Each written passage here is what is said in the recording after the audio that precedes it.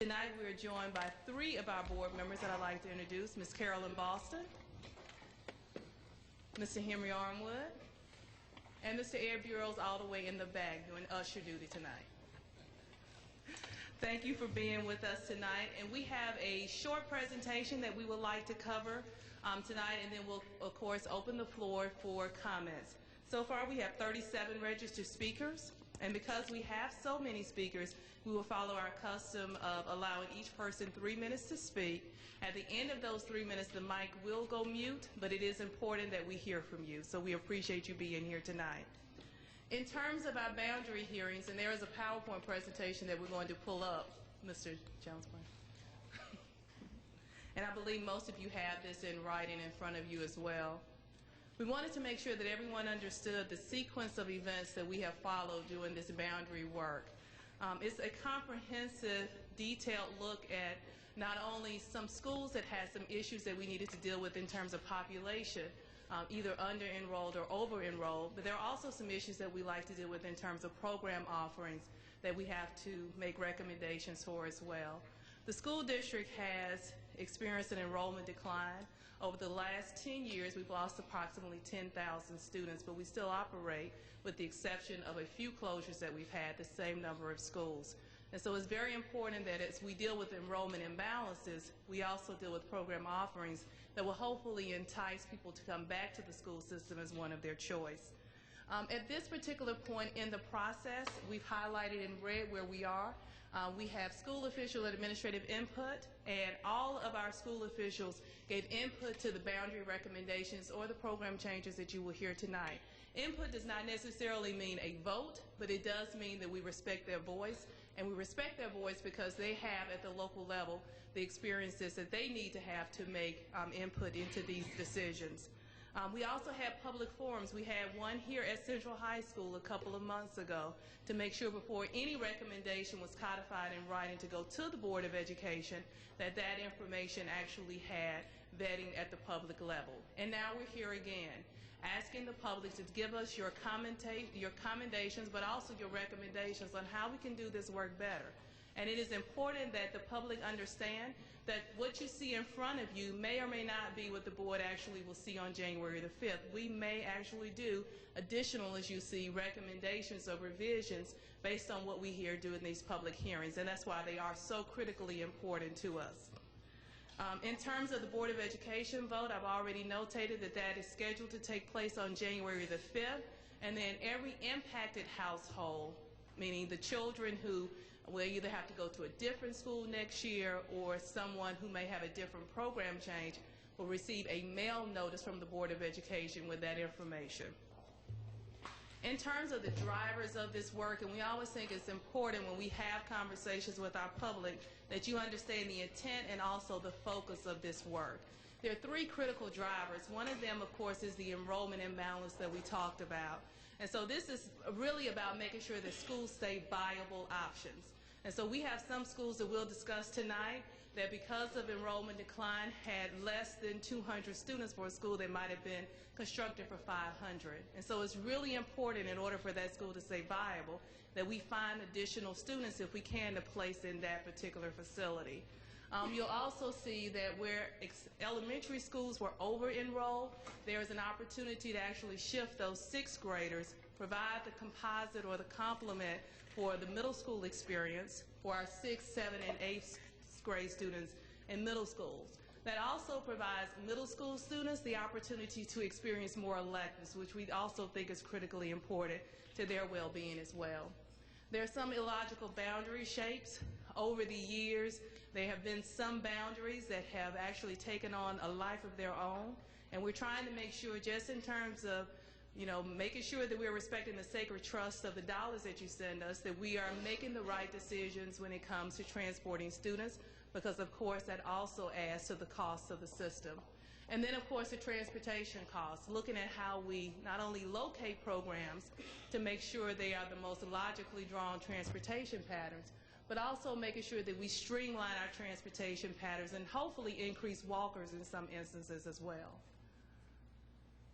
In terms of the types of boundary changes, there are 4 that we'll talk with you about tonight. One of them is a minor boundary adjustment, which might impact less than 5 students, but at the same time it's one that actually has an illogical boundary. And so when I mention this type of boundary change, I mean one where 2 buses might be coming on the same street to take children to 2 different elementary schools.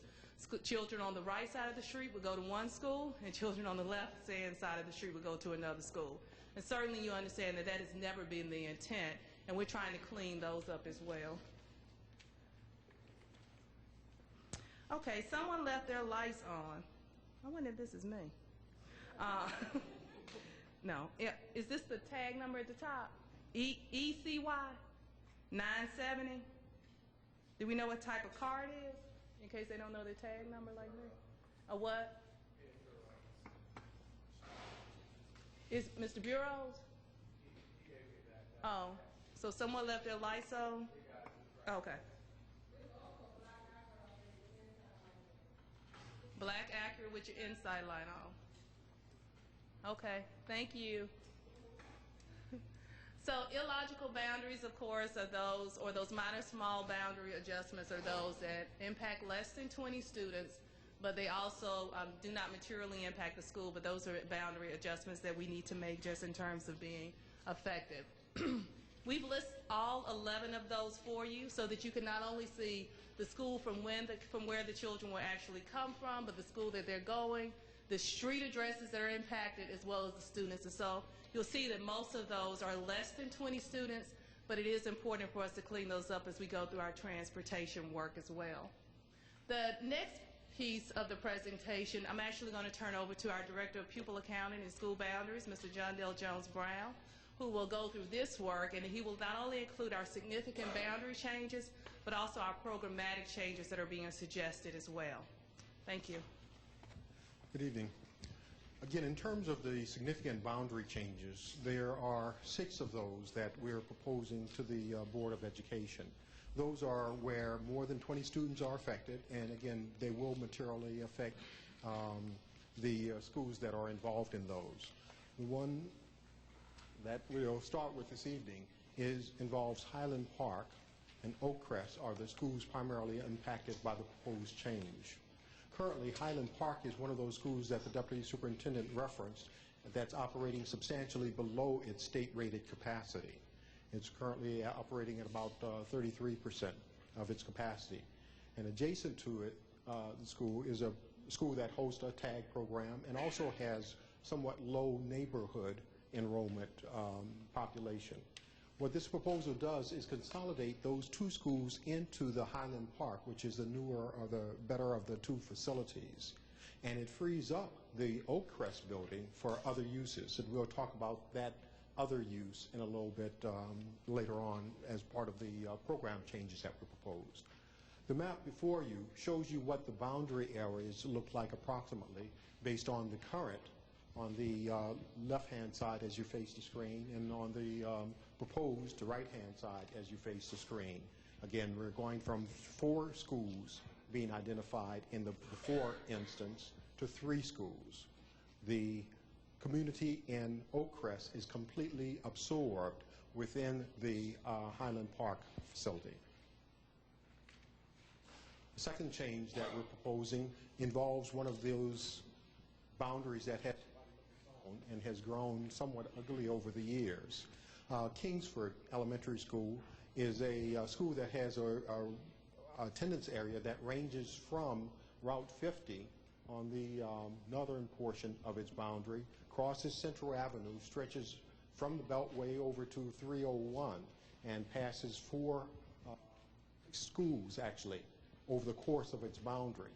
What we're proposing is essentially truncating the southern portion of its attendance area and reassigning the great majority of that area to Perrywood Elementary, and reassigning the easternmost portion to Pointer Ridge. Pointer Ridge actually will receive only about 2 students as part of that change. The great majority of the students would be assigned to Perrywood Elementary, and they do fit within the state-rated capacity. In the southern portion of our county, Brandywine Elementary is a school that's currently operating in an overcrowded state, and it's adjacent to two elementary that have capacity. Again, we had received some proposals from the community in terms of possible reassignment of a portion of the attendance area to Baden Elementary. That, however, was not practical from a logistic standpoint, and in fact it made much more sense in terms of assigning the northern portion of the attendance area to Walden Woods. Again, as you look at the map, you can see where the northernmost portion has been incorporated into Walden Woods, and in fact looks much more natural and much more integral to that school's attendance boundary. To ensure that we're not overcrowding that facility, there are two adjustments that occur to Walden Woods. One is its northernmost portion is reassigned to James Ryder Randall Elementary, and we're also adjusting the grade structure.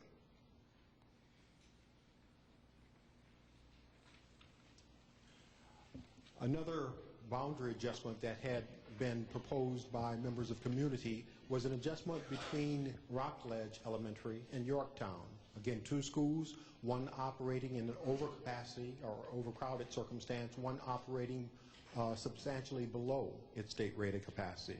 This proposal would resolve that imbalance. One of the changes that we had proposed in previous years, we were not able to fully implement. As part of boundary changes 2 years ago, we had proposed reassigning the 6th grade population from Robert Frost Elementary to its middle schools, as well as having a boundary adjustment with Lamont, which was operating in an overcrowded circumstance. Because there's a special education program that's located at Robert Frost,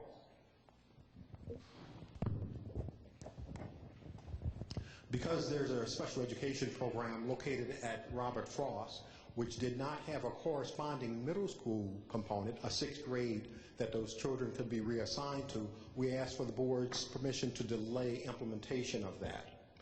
With the grade structure adjustments we're proposing now to Kenmore Elementary, which does host a special education program at the middle school level that complements the program at Robert Frost, we are able to proceed with that and are reintroducing that adjustment.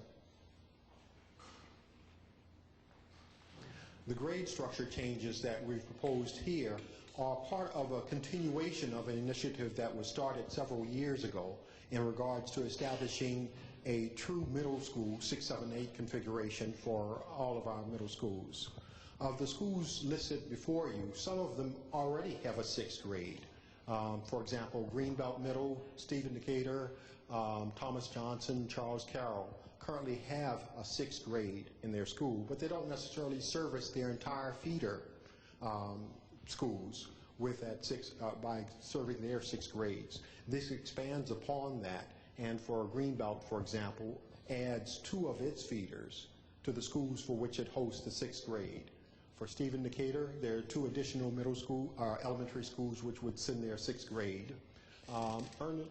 Thomas Johnson and Charles Carroll received the Robert Frost adjustment I alluded to a little bit earlier, and that is the last of its feeders that is not assigned at the 6th grade to those middle schools. Schools that are new, would newly be serving the 6th grade would include Dwight D. Eisenhower, Ernest Everett Just, and Kenmore Middle, Walker Mill Middle. The extent to which we're making adjustment is dictated more by the capacity that's available than by the intent to go ahead and have all of the feeders provide their 6th grade at the middle school level. For Dwight D. Eisenhower, it has 6 feeder schools, and 4 of those we're able to accommodate within its existing capacity. The 4 schools that we propose to send their 6th grade to middle are listed before you. The 2 schools that are not listed are Scotchtown Hills and James Harrison. Again, the additional students from those grades would overcrowd the school, and we did not want to do that, and thereby limit the number of feeders that we're proposing making adjustment for this time around. In terms of Everett Ernest Just, we could only incorporate one of its existing feeders, and we proposed that that be Lake Arbor Elementary.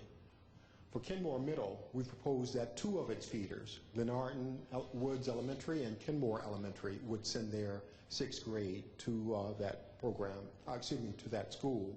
And we're also proposing a program adjustment that would establish a sixth grade for the existing 7th and 8th grade tag program that exists at Kenmore Elementary, Kenmore Middle.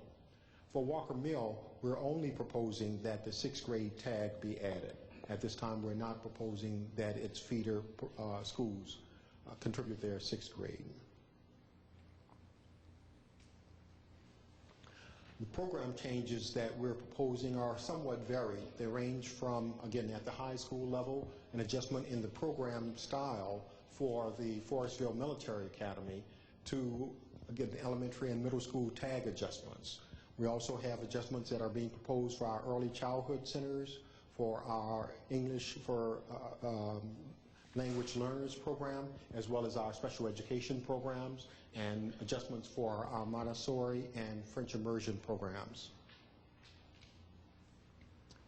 For the Forestville Military Academy, which currently operates as a whole school program, that is, everyone in the school participates in that program, we're proposing that it become a program within the school where assignment to that particular program is completely voluntary. The current style of operation is that residents are automatically assigned to the school and are given an opportunity to opt out, and each year a alternative destination is designated for those that do not wish to participate. We're proposing that within the existing capacity of the school, which is about 713, that there's room for not only the complete comprehensive population, which is numbers about 700 students, but also room for a 500 student or more military component. And so we propose that that be converted to a program within a school. In regards to our early childhood center, we operate two different styles of program there. At some of our schools, we operate as a program within the school. That's the case at James Ryder Randall and at Fort Foote Elementary. And at other locations, we operate a whole school program where there are only pre-kindergarten or preschool children that are assigned. That's the case at Chapel Forge, Francis Fuchs, and at H. Winship Wheatley. We're proposing the establishment of a new program within a school at Robert Gray.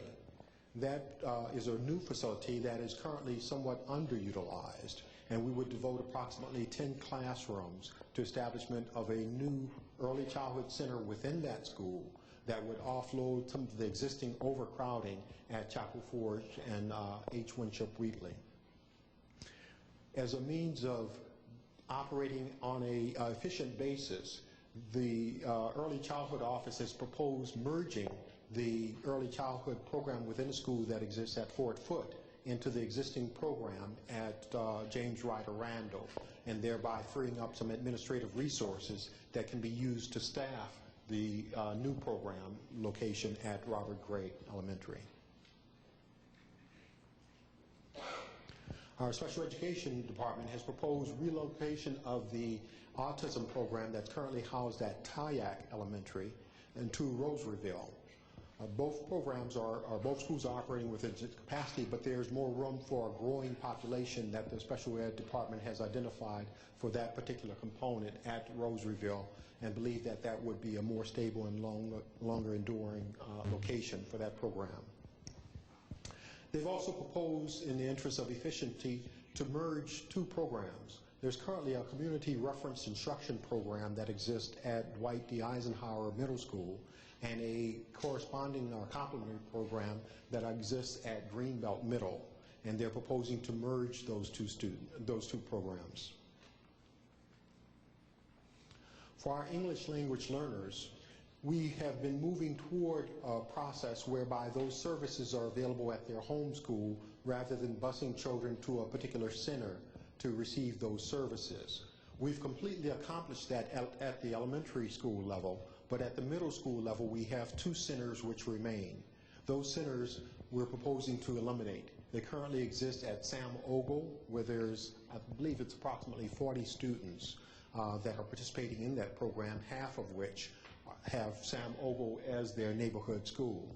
And at Isaac Gordine is the second ESOL center that we have that we're proposing to eliminate. What will be those services, for students needing those services, would receive those in their home school. And again, we'd eliminate the transportation of those students to a distant location. At the high school level, we are not quite at the position where we can propose elimination of the English language learner centers, but we're able to identify that within the Bowie High community, that there were sufficient students needing those services that they could be as efficiently delivered at that location. And we're proposing that students no longer be reassigned from Bowie to Central High School for ESOL services, but instead receive those instructions at Bowie High. Currently there's about, I believe the number is about 22 students that are bused to receive that service. For the French Immersion Program, we've proposed a relocation of that program at John Hanson into the facility that was vacated as part of the consolidations a couple of years ago at G. Gardner Shugard. At this point in time, there would be no change in the program boundaries or in its size, but it does provide room for future expansion as budget allows. In regards to the Montessori program, we currently have 3 centers that operate in the county, and there's a little bit of an inequity in terms of how those programs operate. The 2 older centers at John Hanson and Robert Goddard both operate on a pre-K to 8 basis. The newest center, which is located at Judy Hoyer, operates on a K to 6 or pre-K to 6 basis. They do not have the facility that would accommodate a 7th and an 8th grade. Thereby, we create a circumstance where, based on the address and the service area, the parents would not have the option to participate in a full pre-K to 8 Montessori program. What we've proposed is, by freeing up the Oak Crest facility, is to relocate that Montessori program into that Oak Crest facility and expand the range of grades such that it can operate on a pre-K to 8 basis. That facility also has about 2 to 3 times the capacity of the existing facility in Cheverly, and thereby gives us room for expansion of the program. Again, this change can only be accomplished if the comprehensive boundary change previously discussed in regards to Oak Crest and Highland Park is adopted. In regards to the Talented and Gifted program, at the secondary level, we're proposing the establishment of a new TAG center at Greenbelt Middle School. That school currently is operating substantially below its capacity, and we believe that there are a number of students that would like to participate in the program but are discouraged from doing so. One, because the seats are not readily available. Again, we conduct a lottery to assign those seats, and also the geographic accessibility is limited. And this helps us to address both of those points. We would be increasing the number of TAG seats as well as providing more geographically balanced access to that program. There would be adjustments in the number of seats and the boundaries at Walker Mill as well as at Accokeek Academy. And again, a rebalancing to ensure that opportunities to access the program are fairly equal across the county. At the elementary level, we have a number of programs that operate as programs within a school. Most of those operate 1 class per grade level, except for Heather Hills and Glenarden Woods, which operate 2 classes per grade level. Those programs have grown to the point where the TAG program actually currently dominates the schools. At the Heather Hills, there's approximately 100 students out of the 350 students, actually 380 students currently enrolled in the school that are neighborhood students. The remainder are either assigned from the TAG program or they're transfers into the school. The situation is somewhat similar but not quite as stark at Glenarden Woods, where again they operate a program of about 450 students, 250 of which are talented and gifted, and have another 50 or so that are transfers into the school. Both of those schools exist next to a adjacent elementary school that has the capacity to absorb the comprehensive population and to provide the opportunity to expand the tag seats, as well as establish a new model for tag delivery of tag services, and that is dedicated tag centers. And we propose that both Glenarden Woods as well as Heather Hills be made into dedicated tag centers. Again, each of those would require an adjustment in the comprehensive attendance area, and we'll mention what those specific adjustments are in a moment. The programs that exist at Accokeek, Capitol Heights, Highland, currently at Oak Crest, moving to Highland Park, Longfields, and Valley View would essentially remain as they currently operate as programs within a school. Again, one adjustment that I don't want to overlook mentioning is that we're also proposing that all secondary grades are handled at the middle school level. By secondary grades, that would be grades 6, 7, and 8. Currently, our tag program operates where the 6th grade is in the elementary schools. And as part of the overall move to putting the 6th grade in our secondary locations, we would propose to do that to the, for the tag population as well as the comprehensive population. In order to accomplish the establishment of Heather Hills and Glenarden Woods as dedicated centers, we would need to merge the existing comprehensive population that exists at Heather Hills into the adjacent area of Kenilworth Elementary. And we would also make an adjustment to Kenilworth's boundary to ensure that it's balanced and to address a current under-enrollment that exists at Tulip Grove. In regard to Glenarden Woods, its attendance area could be incorporated into Judge Sylvania Woods, and we would do some minor rebounding with Kenmore Elementary, where we're absorbing that tag program into the dedicated center and seeking to maintain balance among the facilities utilization.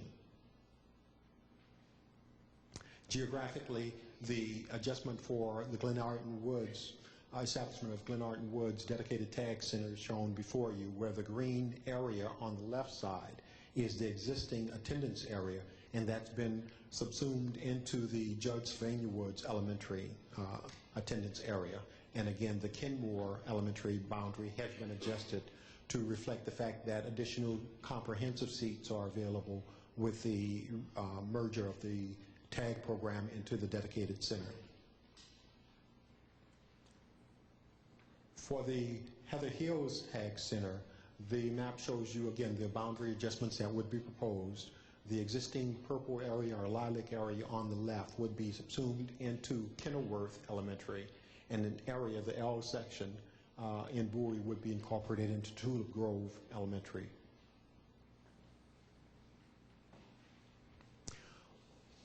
One of the things I want to make sure that you're aware of is some of the resources that we have available on our web, which allow you to determine the exact streets that are affected, whether or not a particular school is affected by boundary or by grade or by program changes, as well as to get a little bit more detail. And I was going to go over one of these charts for you just to assist you in interpreting that. The SRC figure that you see at the top refers to the state-rated capacity of a building. That's a number established by the Maryland Department of Planning to reflect the number of children that can be educated in a building without impairing the delivery of those services. It does reflect the population that's assigned to the school, and so as adjustments are made in either programs or grade configurations, that figure would be revisited and revised. The before figure refers to our approximate September 30th enrollment at the school. We use that sort of as a census date. And in that first example, we have Brandywine Elementary with a state-rated capacity of 473 students and a population of 547. That puts it at an overcrowded state where it exceeds its state-rated capacity by about 16% and has a deficit of approximately 74 seats. If the boundary and grade structure and program changes proposed are adopted, we would change that circumstance, and we would propose that there would be approximately 409 students. If we were to wave our magic wand on September 30th, that's the number of students that would be in that would have been in that building, and that would have put it at 86% of its state-rated capacity, with in fact about 2 to 3 classrooms available for expansion or other uses. Also on that chart, you have a summary in regards to the grade structure before and after, as well as an indication of whether or not the particular school is impacted by boundary, grade structure, or program changes. And again, that chart and additional detail is available on our website. And there's an email address where you can send questions or obtain additional information, and we'd encourage you to go ahead and do so. One of the things that, one of the most important parts of this meeting is the second part, where we actually provide an opportunity for the public to provide feedback on the proposals that before the board. Good afternoon. My name is Faye Martin Howell, and I'm the president of the Tri-Area Civic Association, which consists of 650 homes in 3 communities: Highland Park, Booker T. Homes, and Highland Gardens. We appreciate the time we have been afforded to speak with you about the proposed boundary changes for Highland Park Elementary School. First, we would like to say thank you for proposing the relocation of the Oakcrest Elementary School families to Highland Park Elementary School, because with its low enrollment, the board could have proposed to close Highland Park. Our biggest concern is changing the name of the school. To give you a little history, Highland Park was built in 1928, and it was the second high school built for African American students in Prince George's County. It was one of 23 schools built in the county with financial assistance from the Julius Rosenwald Fund, which contributed money to the building of nearly 5,000 schools throughout the U.S. from 1917 to 1932. African American students from all over Prince George's County were bused to Highland Park High School. Highland Park High School later became Highland Park Elementary School, and its enrollment consisted of students in the tri-area locations, as well as other students close by. During the 1970s desegregation, Highland Park Elementary School was closed as a school, and our tri-area students were bused to schools in Bowie. Highland Park then became an office building for the Prince George's County public school system. Early in the 1990s, after more than 20 years of busing out students, the county school board proposed to close the Highland Park building down. The person responsible for not allowing this to happen was Clement Martin, my father, and our first Tri-Area Civic Association president. Clement, along with several other community residents, attended Highland Park when it was a high school, and in later years, all of his children, along with other neighborhood students, attended when it became an elementary school. When it was closed in the 1970s, everyone longed for the community to have its school back. After hearing about the proposal to demolish the school, Clement went before the school board and explained the significance of the school and told them that the building was not going to be torn down. He told them, "You'll do it over my dead body." Finally, after nearly 30 years without a community school, Highland Park Elementary School was converted from county offices back to a school in 1999. To house the growing community's children, an addition was built on the original building, which was declared historical. Thanks to never-ending determination, Highland Park Elementary School is now a beautiful school, and the only remaining former Rosenwald school in the county being used as a public school. Thank you, ladies and gentlemen. My name is Rick Tyler. I'm here as an individual tonight. But for those that don't know, I've been working on these issues since at least 1993. I'm perhaps one of the few people in this county, and I'm sure in this room, that understands the complexities issues that sat in Mr.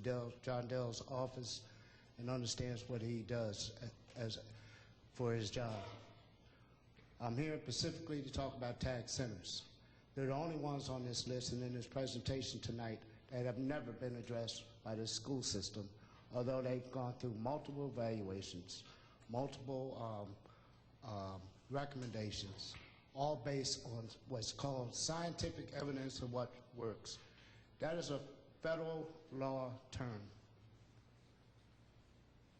TAG students also are a special population, not just by what I say, but by state and federal law governed by the Bridge of Excellence Master Plan and a variety of laws and policies throughout the state and throughout this county.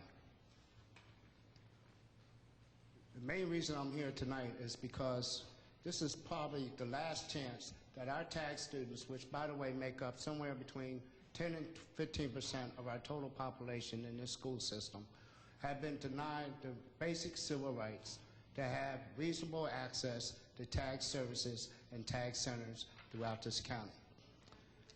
Most recently, and as been the history in the past, there are certain communities, there are certain political leaders, and there are certain parents, mostly very vocal, who allow this administration, this board, to make decisions that are not in the best interest of all children. And all children include the 10 to 15,000 TAG students in this county. They're not afterthoughts. They're not students that you just forget about and assume that they can succeed on their own. There are national standards for these children. And if we continue to deny them this privilege to have a quality, equitable education equal to what's afforded throughout the rest of the state, when we will continue to be at the bottom of the pile. There's things like STEM. What kind of kids do you think are going to excel in STEM? Where are we going to get the scientists, technology, engineers, and mathematicians? Where are we going to bring the name to Prince George's County that we are as equal and as capable as other jurisdictions in the state and in this region, if we continue to deny these children their services?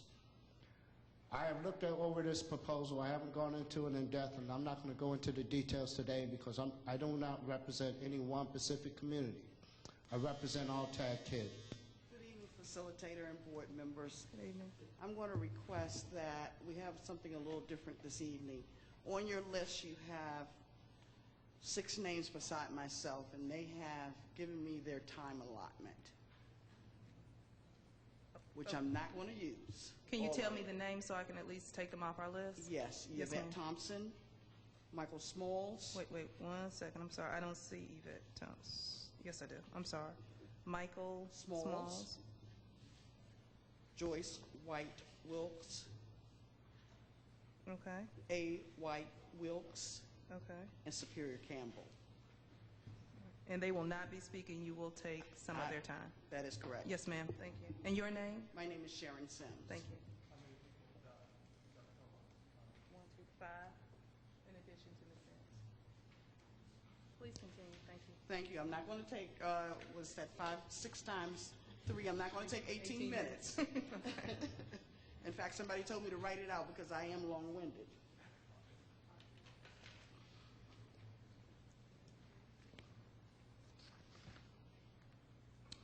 I'm here on behalf of the students, the parents, guardian, and grandparents of Forestville Military Academy.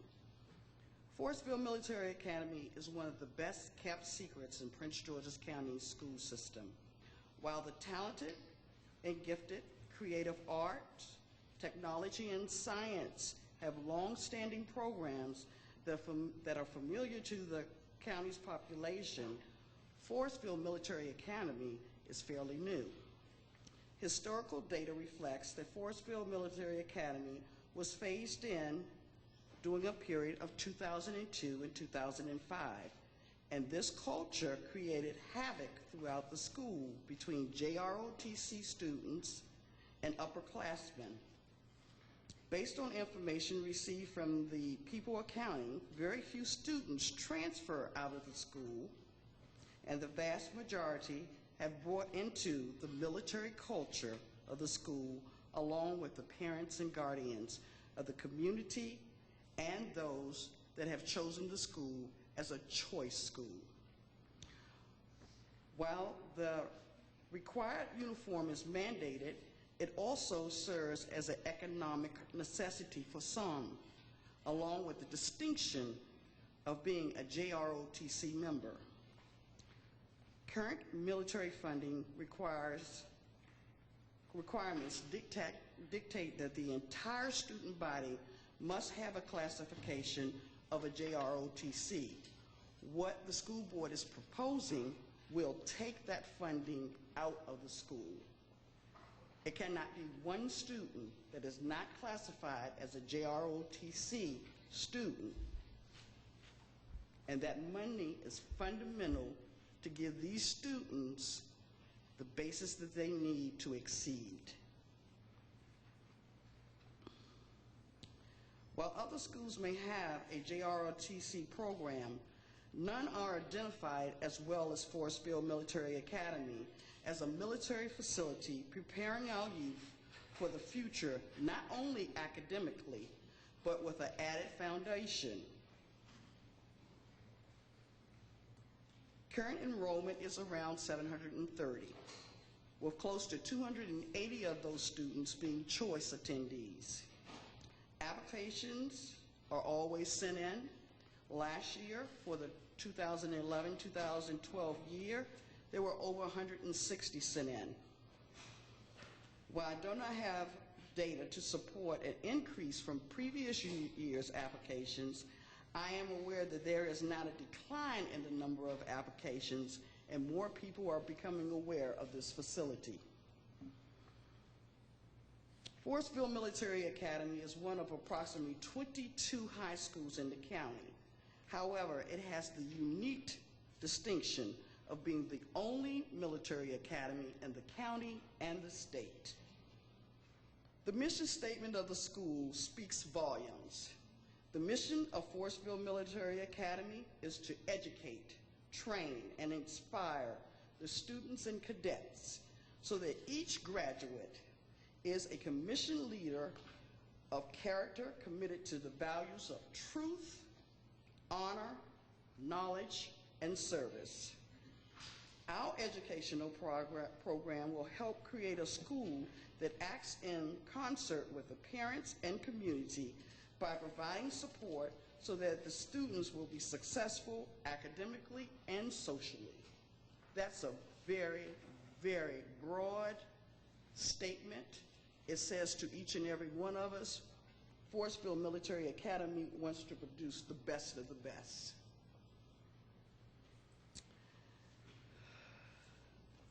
This written foundation propels students to receive funding in the amount of $2 million and scholarships from one of the smallest schools in the county for the graduating class of 2011.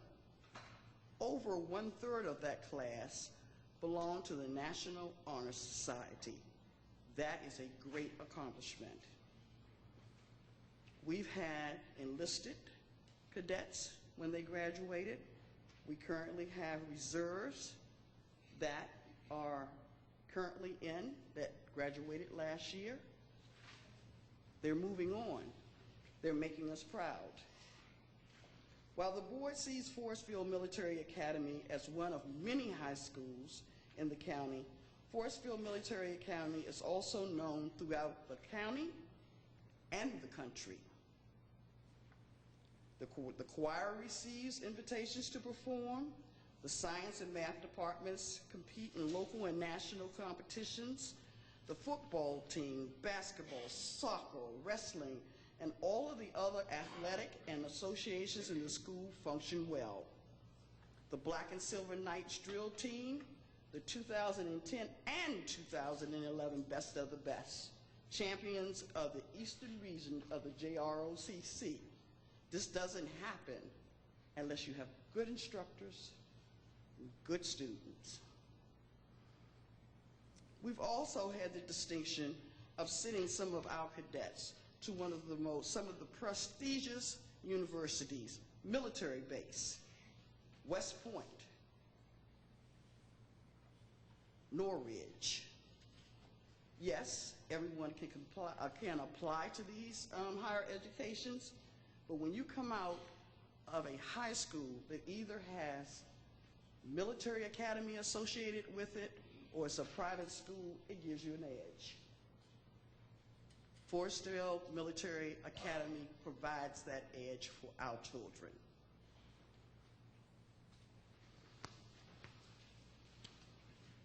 The proposed opt-in classification not only allows Forestville Military Academy to remain an institution that it is today, it will stop the growth that thus far has been accomplished at this exceptional educational military facility. I stand before you today as a visual component of one. However, my voice reflects the convictions and the consciousness of many students, grandparents, parents, guardian, and community leaders. We humbly come to you today and request your assistance. Hear our voices. Help us help our future leaders. No change to the current curriculum or status of Forestville Military Academy, please. This we ask you wholeheartedly. Thank you. Thank you, Ms. Sam. I'm Barbara Wells. I've been in Highland Park for 57 years. And some of the concerns I have regarding the merging of Highland Park and Oak Crest is how is the principal determined? How is the selection determined? Is it possible that both principals can remain at the school? And if not, can there be a neutral principal? Will Highland Park remain a Title I school? The Clement Martin Media Center, and yes, that is my father. The library has been named Clement Martin Media Center at Highland Park. I would like to request that it remains with the name Clement Martin Media Center. We also had a death with one of the Head Start children, and we dedicated a bench to her at the Head Start building. I request that that bench remains there, and if the Head Start program is not there, that the bench remains there. I also would like to know about the 44 students that will be removed from Highland Park. Who are the students? How were they selected? And as far as the teachers at Highland Park, why can't our teachers remain at Highland Park if the school is going to remain open? Those are just some of the concerns that I have as a guardian, a parent, and a civic association leader. Thank you. Good evening, ladies and gentlemen. My name is Salim Abdul Mateen, also known or formerly known as Clement Jeffrey Martin. Highland Park Elementary Schools, which is one of the concerns. I can't give you the exact date that it started, but my grandfather was on the Board of Trustees. My father attended high school there.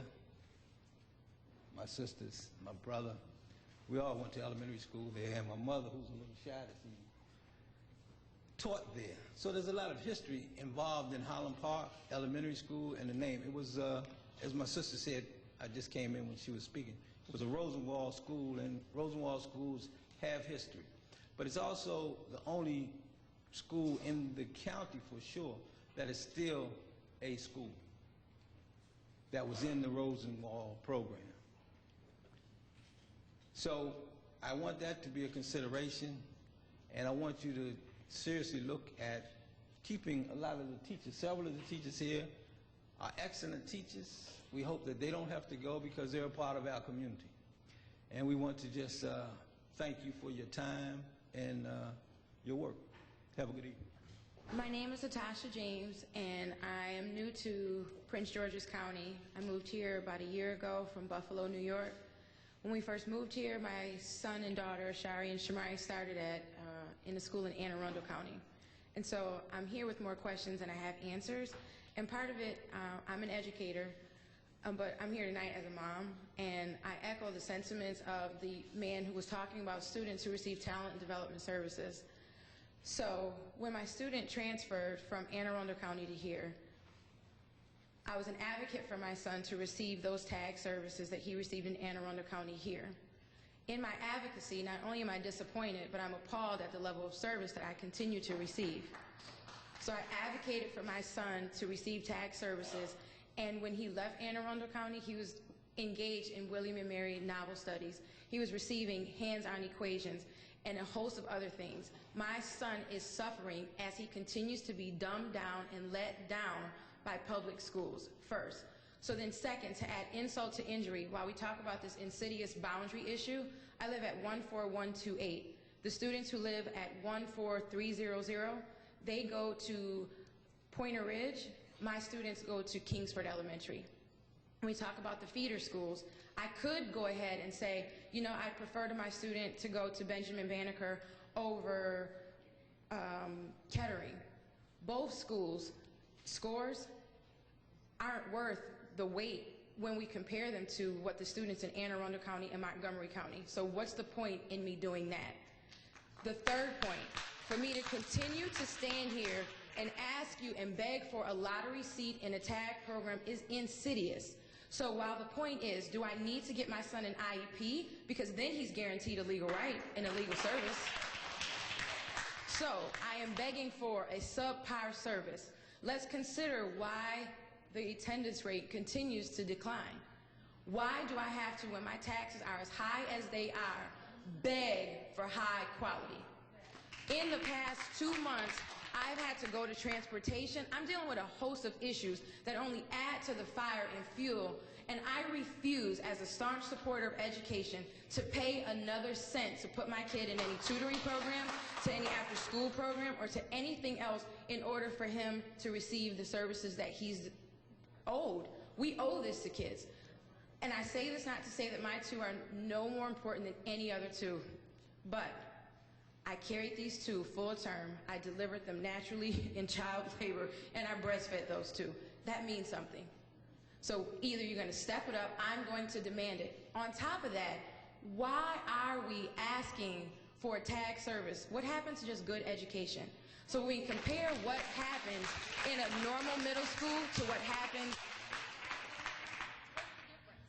step up. Good evening. Ms. Sims yielded me 2 of her minutes that she had left over. I'm Major General Warren Freeman, retired from the Forestville Military Academy. I'm the commandant there and have been for about 9 years, working with the staff, principals. They have been great. I've watched the program since its inception in 2002. In 2003, we developed several recommendations to move the Academy forward. To date, many positive changes have been brought about because of the Academy staff actions and significant financial support from the Army. We feel that the progress made is clearly evident in the academic rigor, academic success of our cadets, fewer discipline problems, improved test scores, number of cadets accepted to colleges and universities, and dollar amount of scholarships earned each year since 2005. Also, for the first time, as Ms. Sims mentioned, we've had cadets accepted and attending the military academies. I watched the transition of FMA of Forestville from the beginning. I know what it is like to have a program within a school. It may work well for regular schools, but when you have a military academy with military cadets with specific requirements for academic achievement, appearance, behavior, and an expected level of discipline, it sets the expectation for the cadets at a higher level. Prior to Forestville becoming a full academy in 2006, we had what you could call or could be considered a program within a school. During the 4-year period when we had a transition to a full academy, we had both cadets and regular students in the same facility, and we had issues. The cadets were required to adhere to a strict dress and behavior code and follow the policies in our cadet manual, as well as the code of student conduct. The regular students had no special requirements other than those that are required in the student code of conduct. This made for a strange mix, and many of the regular students teased, harassed, and taunted the cadets who were required to be in uniform. This caused fights and many concerns on a day-to-day basis. Since 2006, when the transition was completed, we've had fewer issues of that nature and fewer discipline problems, which has enabled us to focus more on academics. Also, a little known but important fact is that Forestville Military Academy is recognized by the Army as a military institute because all students attending Forestville are enrolled in the JROTC program. It is mandatory. This recognition. Right, 2 more minutes. Did that include the extra 2 minutes? Oh, there were no Ms. Sims and Lee. You used 18 minutes? I didn't use 18 minutes. They timed you, Ms. Sims. I'm sorry. Okay. But we will take the written comments, please. I'll send them to you. Okay, thank you, sir. I'm Denise Haskins Okay. Parker. Good evening, everyone. My name is Denise Haskins Parker. I'm also a resident of the Holland Park area. My concerns are my concern is the Holland Park Elementary School and the Oak Crest Elementary School consolidation. The community, as you have heard tonight, have quite a bit of history. The Holland Park Elementary School is also deemed a historical site with a plaque and everything.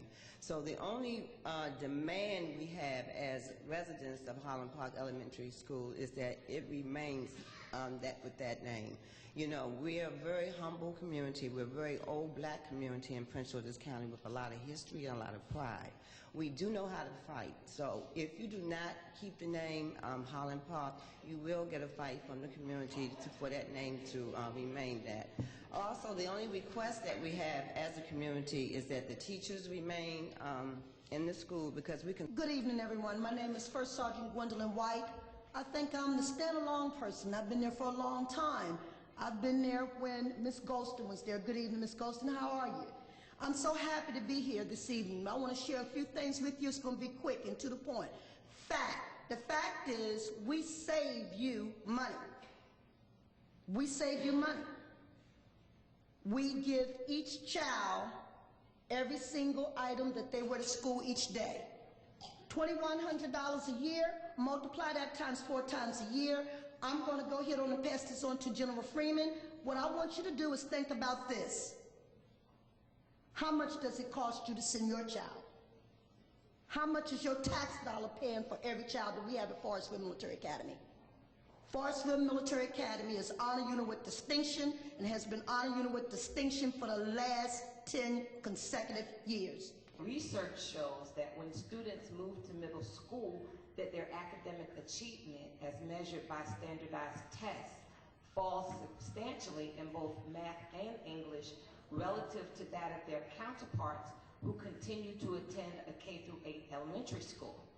This middle school achievement gap is apparent in Prince George's County since none of the 24 traditional middle schools, less MLK Middle School, met nationally mandated achievement goals on standardized tests in 2011. The Prince George's County Chief Admin Office has stated that there are several factors that play a role in determining whether a school gets the go-ahead to expand, including the capacity of the school and the surrounding community and special programming options. The Baden Elementary community has identified several stakeholders, including ministries, local authorities, non-governmental organizations, professionals, and community members that would welcome the opportunity to build the capacity of the pre-K through 8th grade pilot program by providing resources and support as needed. Additionally, a STEM curriculum would not only provide special programming options, but would also serve as a specialty school in the southernmost part of Prince George's County, which may potentially attract families back to the county that have chosen to send their children to private, parochial, or out-of-county schools. We had also requested guidance from the school board for small communities like Brandywine that border other counties and asked what we should do to ensure that our children continue to receive the same quality education in middle school as that received at Baden Elementary. We ask again, what does the administration propose we do? Especially since, as it stands, none of the proposed program changes will benefit our children. who have experienced double-digit growth in the MSA and excelled in the TAG programs? Also, what assurances do we have that Baden Elementary won't be closed since there is no easy solution to our low enrollment? The Paint Branch Elementary School community had previously requested the necessary criteria for implementation of K through 8 to no avail. We again, however, respectfully request these criteria along with guidelines and parameters from the school board for small communities like Brandywine, which is frequently overlooked. We would also like to know what assurances we have that Baden Elementary will not close. We look forward to receiving your response. If you could please let us know when that would be, it would be greatly appreciated, and thank you for your time.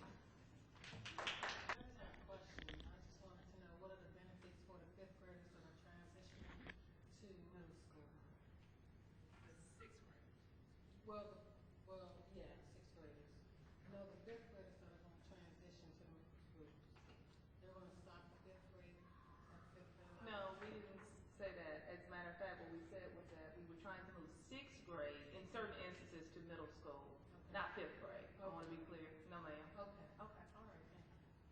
Good evening. Excuse my code, but I am a parent of Kingsford Elementary School, and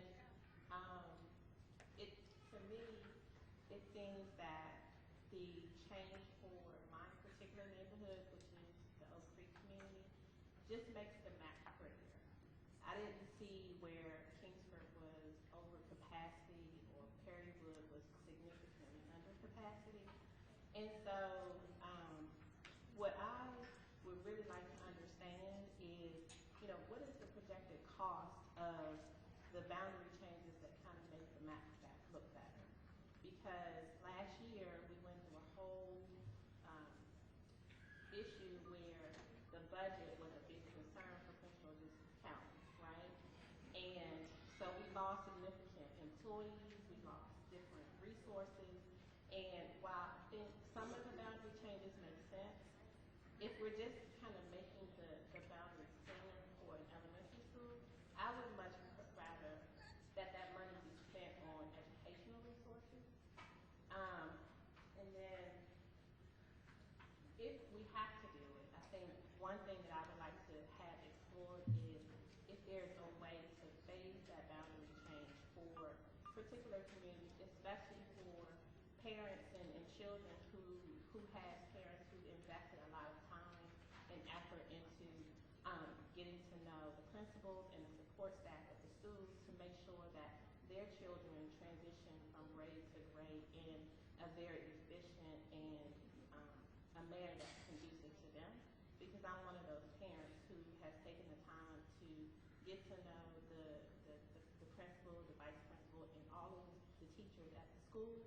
And so for my family, this is a significant change where I have a sixth grader who is going to middle school next year, but then I have a first grader. And so to me, and a lot of people in my community, they're in the same boat where this is like a huge drastic change for them. Good evening. I'm Robert Roman, and I'm here with a statement from the Heather Hills Tag Center staff. We, the staff of Heather Hills, feel strongly that the creation of Heather Hills as a dedicated tag center would be a very positive step in the sense that we'd be able to offer an accelerated and enriched curriculum with increased depth and complexity to increased numbers of students that are denied participation through lack of current seats. We could also serve as an incubator for best practice tag methodology and staff development activities, which would not only benefit our tag identified students, but also allow us to act in collaboration with colleagues from throughout the county and state.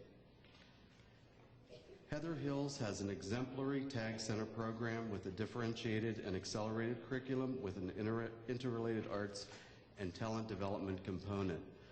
Our staff has extensive and specialized training in best practice tag methodology and pedagogy.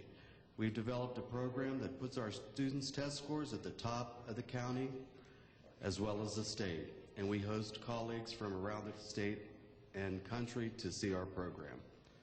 Our staff has specialized training in gifted and talented education, and our curriculum is a rigorous problem-centered curriculum which meets the academic needs of gifted students. Our principal, Patsy Hush, who's here this evening, recently shared with us her insights on a book that administrators are reading in their collaborative study groups.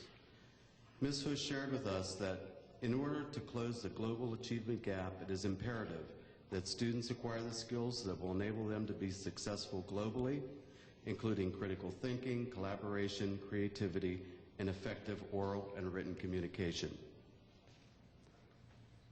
We, the staff of Heather Hills, feel strongly that the creation of Heather Hills as a dedicated tag center would be a positive step for our students in the acquisition of 21st century skills, and we would be able to offer an accelerated curriculum with increased depth and complexity, as well as authentic problem-solving activities to increase number of students that are now denied participation through lack of current seats. There's an acute awareness at the federal level that our country must invest in math, science, and advanced education to invigorate economic growth and remain competitive. In his State of the Union speech, President Obama called for another Sputnik movement, referring to the Soviet Union's launching of Sputnik orbiter in 1957.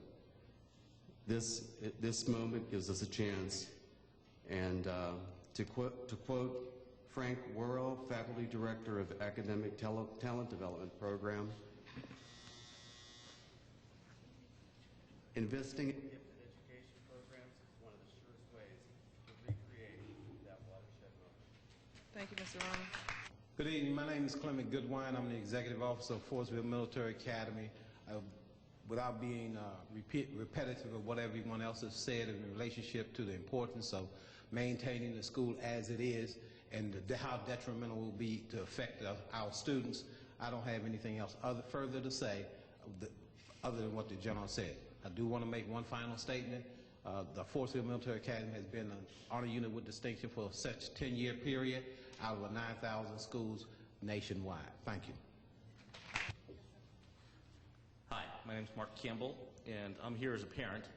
I'm just a parent of a very proud parent of a tag student at Glenarden Woods Elementary School.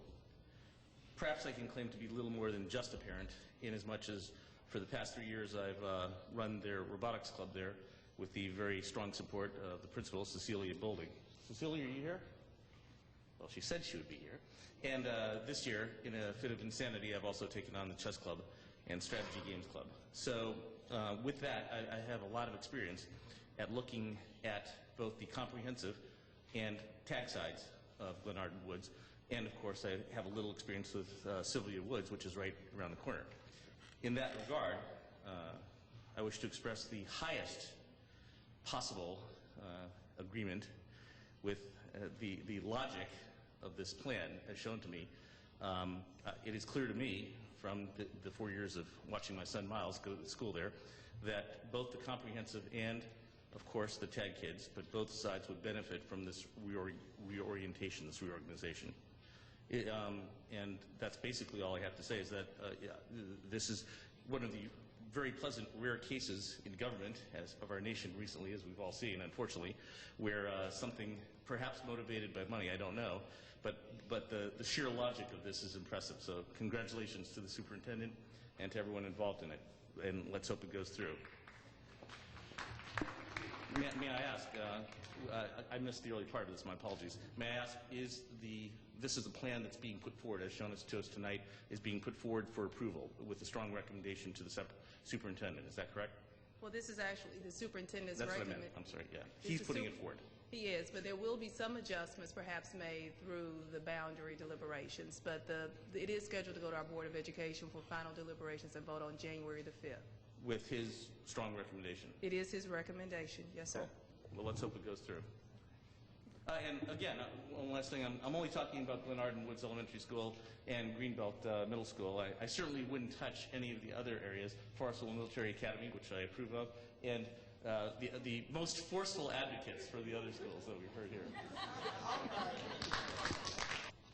Hello, my name is Ginny Amrani. I'd like to thank the board for allowing me to voice my concerns this evening. First, I'm opposed to moving the 6th grade to middle school. I have twins in the 5th grade tag program at Kenmore Elementary. I'm also a PTA member there. Prior to that, they spent grades K through 4 at Lake Arbor Elementary School. I was a very active parent there as well. I was involved in the PTA and was the PTA president for a year before leaving and going to Kenmore. While being there, I was there almost on a daily basis, and I had ample opportunity to observe the children and interact with them. And in no way do I feel that the 6th grade students were ready to be a part of the 7th grade. Our kids are already faced with having to grow up too soon, and I think that thrusting 11-year-olds into the social and behavioral issues that come with middle school is just not a wise decision. I know that some schools in Bowie are already doing that, but I'm also aware that those schools are doing their best to try to segregate these kids from each other. Now that tells me that you do not think that they're ready to be mixed in with each other. I believe that kids in the 6th grade need that last year in the elementary school just to mature a little bit and to become a little more self-aware, to prepare themselves to be ready to go to the 7th grade and all the social challenges that they will have to face when they're there with those teenagers. Just because this move solves a problem with attendance and enrollment at schools does not make it a right decision. Secondly, as for the TAG programs, I'm opposed to any school in this county being a TAG-designated school. I think that the TAG curriculum ought to be the standard curriculum for all children in Prince George's County right now. It's a rigorous, demanding academic program, and all kids ought to be held to that standard. We have excellent teachers, and I believe that our kids will rise to meet the academic challenges of the TAG program. Now, I love my kids, they're in TAG, but I do not think that they are exceptionally talented or gifted. They're hard-working kids, and I work hard with them, as does my husband, to make sure that they meet the demands of TAG. We struggled when we came from Lake Arbor, but we got it under control. We're working hard, and they're doing well in TAG at Kenmore. I think other kids will adjust just as well as my kids. And I think it will alleviate the need for shifting kids all over the county and keep them in their neighborhood schools and just offer TAG as a basic school curriculum in Prince George's County. Now, I know these are difficult decisions for the board to grapple with, and you're not going to please most of us with every decision you make. But I just ask that you keep the academic and social welfare of our kids at the forefront, and that you try to keep kids in their neighborhood schools so that families can continue to build strong relationships with the school and community partners. Now, many have said kids adapt easily to change, and it's us parents that can't adapt. And there is some truth to that, but I will tell you this, there is something to be said for stability and continuity in the school system. Thank you. My name is Robert, a.k.a. Charles Whitaker for this evening. I'm the parent of 2 children at Heather Hills, one TAG in 2nd grade and one non in kindergarten. We live right across the street from Heather Hills. And I'm here because I'm directly opposed to the school board's dedication to making it a dedicated TAG program. My reason for this is that I feel that there's real inherent problems with a center-based type program. Transportation for one, busing kids excessive distances at excessive costs, illogically transporting students across logical boundaries for TAG education that should be available in their own neighborhoods. It de-emphasizes the importance of high standards for local neighborhood schools by providing an out for meeting the needs of intelligent children in their area. It minimizes the necessity for highly trained, experienced TAG educators in the neighborhood schools in all areas. It takes active, involved, highly skilled parents out of their neighborhood school systems and communities. It results in unjust, lottery-based competition for what should be free, appropriate, accessible, high-quality education for all students. It forces unreasonable emotional decisions for families with TAG and non-TAG children. It promotes a discriminatory, intellectually based caste system that punishes children who do and don't meet the arbitrary, narrow standards for ability and cognitive potential. It says that not only can you be separated, but you're unequal in the minds of the school board and undeserving of the highest quality education everywhere. This is discrimination in its most educated form. Your solution should be home school-based philosophy. Provide high-quality TAG opportunities in all neighborhood schools. Raise the standards and expectations for all your schools, not just center-based ones. Provide access for students to what should be the standard, not an accelerated curriculum. Divert your excessive transportation costs and reinvest the money wisely in people, not buses. Provide training for your teachers and tag teachers in all the neighborhood schools. Keep active, involved parents in their neighborhood communities, which is an invaluable resource to all local communities. It allows families and siblings to be together and not discriminate between children based on intelligence or ability. And specifically for me, it would not expel good, hard-working, smart children from their own schools to make room for quote-unquote more deserving ones. Or ship out children, as I've learned this evening, to other programs simply because they're quote-unquote more deserving of something. They should be getting it in their own backyard. Heather Hills is my children's home-based school. It's the model for all home-based programs. Learn from it. Don't destroy it for a quick fix to your real problem, which is good education in all neighborhoods. Good evening. My name is Lisa Sanders, and as you all are talking about elementary schools, I'm here on behalf of being a concerned parent and being the parent of a student that attends Wise, Dr. Henry A. Wise High School. You all have Wise listed on as a minor refinement on your list, and I think it should be a significant refinement as far as the boundaries of Wise. My son is a 10th grader at Wise, and when he was in the 9th grade, Wise had was overcrowded, had about 2,200 students, okay? And the ratio to teachers as far as the students was about 35 to 40. And my concern is my child's education and preparing him for college. We live in the Upper Marlboro community, and Upper Marlboro is a growing community. The two high schools that is in Upper Marlboro is considered Douglas High School and Wise High School, the areas that children that are attending Wise, where they come from, out of their zone is, for instance, Forestville. Forestville should be attending Forestville or Suitland High School. Clinton should be attending Surrattsville. Suitland should be attending Suitland or Forestville. Capitol Heights should be attending Central, Suitland, or Fairmont Heights, okay? My concern also is kids, as far as them being in their boundaries. Our kids have to compete with kids that comes out of their boundaries as far as for positions in clubs and as far as our athletic programs. They have to compete with kids that's not in our boundary, okay? Douglas, Winter Park, Surrattsville, Crossland, Forestville, Central, Largo are all under-enrolled, and their students are bused to Wise. And according to some of our administrators at Wise, there are incidents that we have at Wise that these students are coming from their boundary schools and they coming there starting fights and everything. That's my concern. And because of that, Wise Homecoming Dance, as an example, was canceled because these kids are not in their boundary schools. So my concern, once again, is that my son be given the proper education, because that is his boundary school, which is Wise. And I want you all to consider re-evaluating the boundaries for Dr. Henry A. Wise. And if you can just think about our kids, I feel that my kid can get the same education in a public school as well as, you know, if I was to choose to send him to a private school. I went to public school, and I'm looking to do the same as far as him getting his education through public school. So I thank you for the opportunity, allowing me to talk, and I ask that you take. Good evening. I'm Alfreda Johnson, and I'm coming on behalf of Oakcrest Elementary School. I actually have more questions than I have to speak, because there are a lot of things that you did not present to us. For example, what's going to happen with our excellent principal? A school is more than brick and mortar.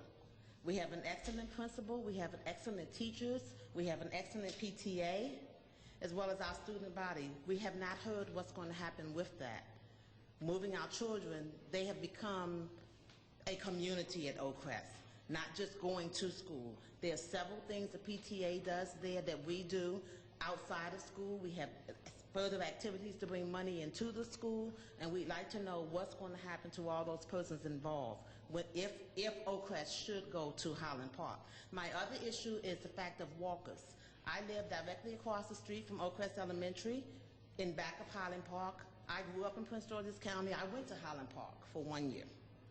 And my thing with that is Hill Road is dangerous, especially for walkers. And someone mentioned the fact about sidewalks.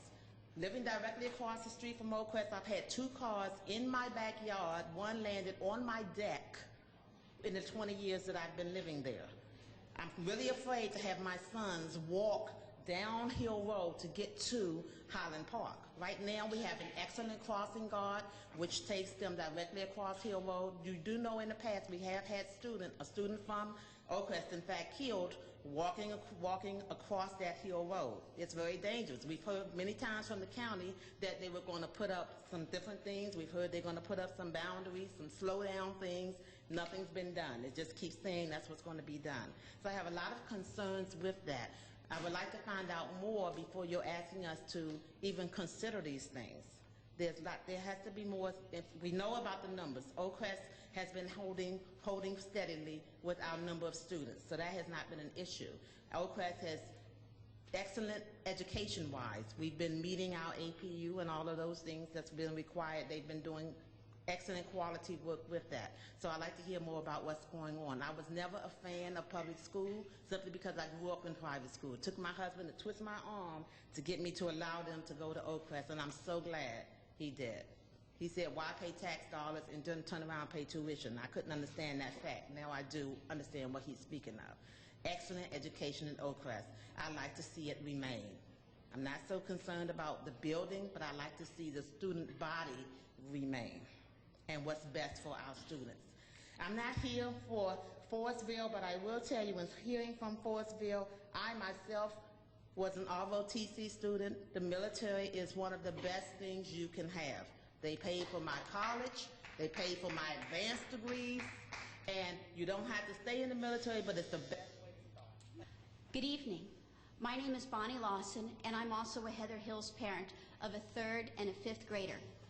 My children are comprehensive or neighborhood kids, and they're 2 of the kids that would be evicted from our neighborhood school and bussed out to another school if Heather Hills is made a dedicated TAG academy. This, of course, is a very emotional issue for the neighborhood people because our children are the ones who are going to be expelled. And I spoke probably rather emotionally on Tuesday at the last meeting. I've come back with, instead of just emotion, some solutions. First of all, Heather Hills is a mixture. It's a neighborhood school with both TAG and comprehensive school kids, and it works. It absolutely works. We have high MSA scores, the community, the school, the principal, everything works. So instead of breaking that up, let's replicate that.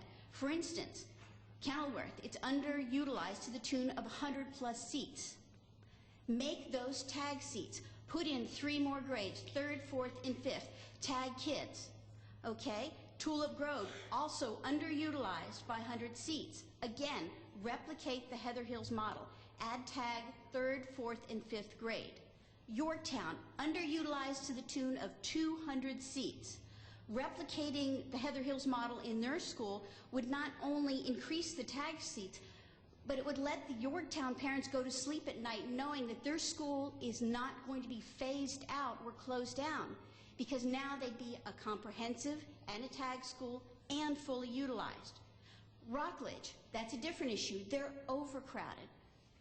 But if Yorktown, in what they're proposing is sending the Rockledge kids, some of them, to Yorktown. Well, if you give the Rockledge parents the choice, if Yorktown is a TAG school, the Rockledge TAG identified children can go to Yorktown, and it's their parents' choice. They can either stay at a school that they love, and the Rockledge parents love their school, or they can go to a TAG center, a TAG comprehensive school in Yorktown. Glenarden Woods, very similar to the Heather Hills model. It's working. Leave it alone. It's successful. Leave it alone. Also, Sylvania Woods, underutilized to the tune of 200+ students. Add 2 sets of 3rd, 4th, and 5th grade TAG students. And if you haven't been keeping tracks, that's 600 new tag slots. And in the community schools. Okay, in addition to that, in Bowie, we have an old building. We put in a new city hall. We now have a school that's open. It was used for offices. Needs a little remediation, needs a little elbow grease. It would probably take a year to bring it up to code. That could be your new tag. Good evening. My name is Deborah Savoy, and I am the president of the Forestville Military Academy, PTSA, and I am the proud parent of a graduate of Forestville Military Academy. And yes, I am still the PTSA president, even though my cadet has graduated. Will the cadets that are here this evening please stand?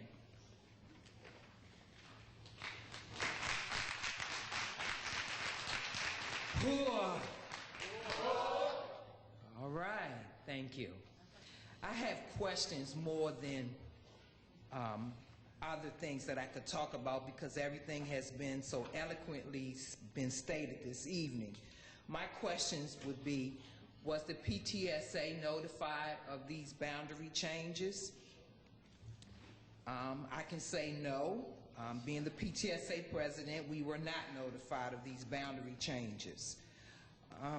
My other questions would be that it's working, and because it's working, why do we have to make these changes?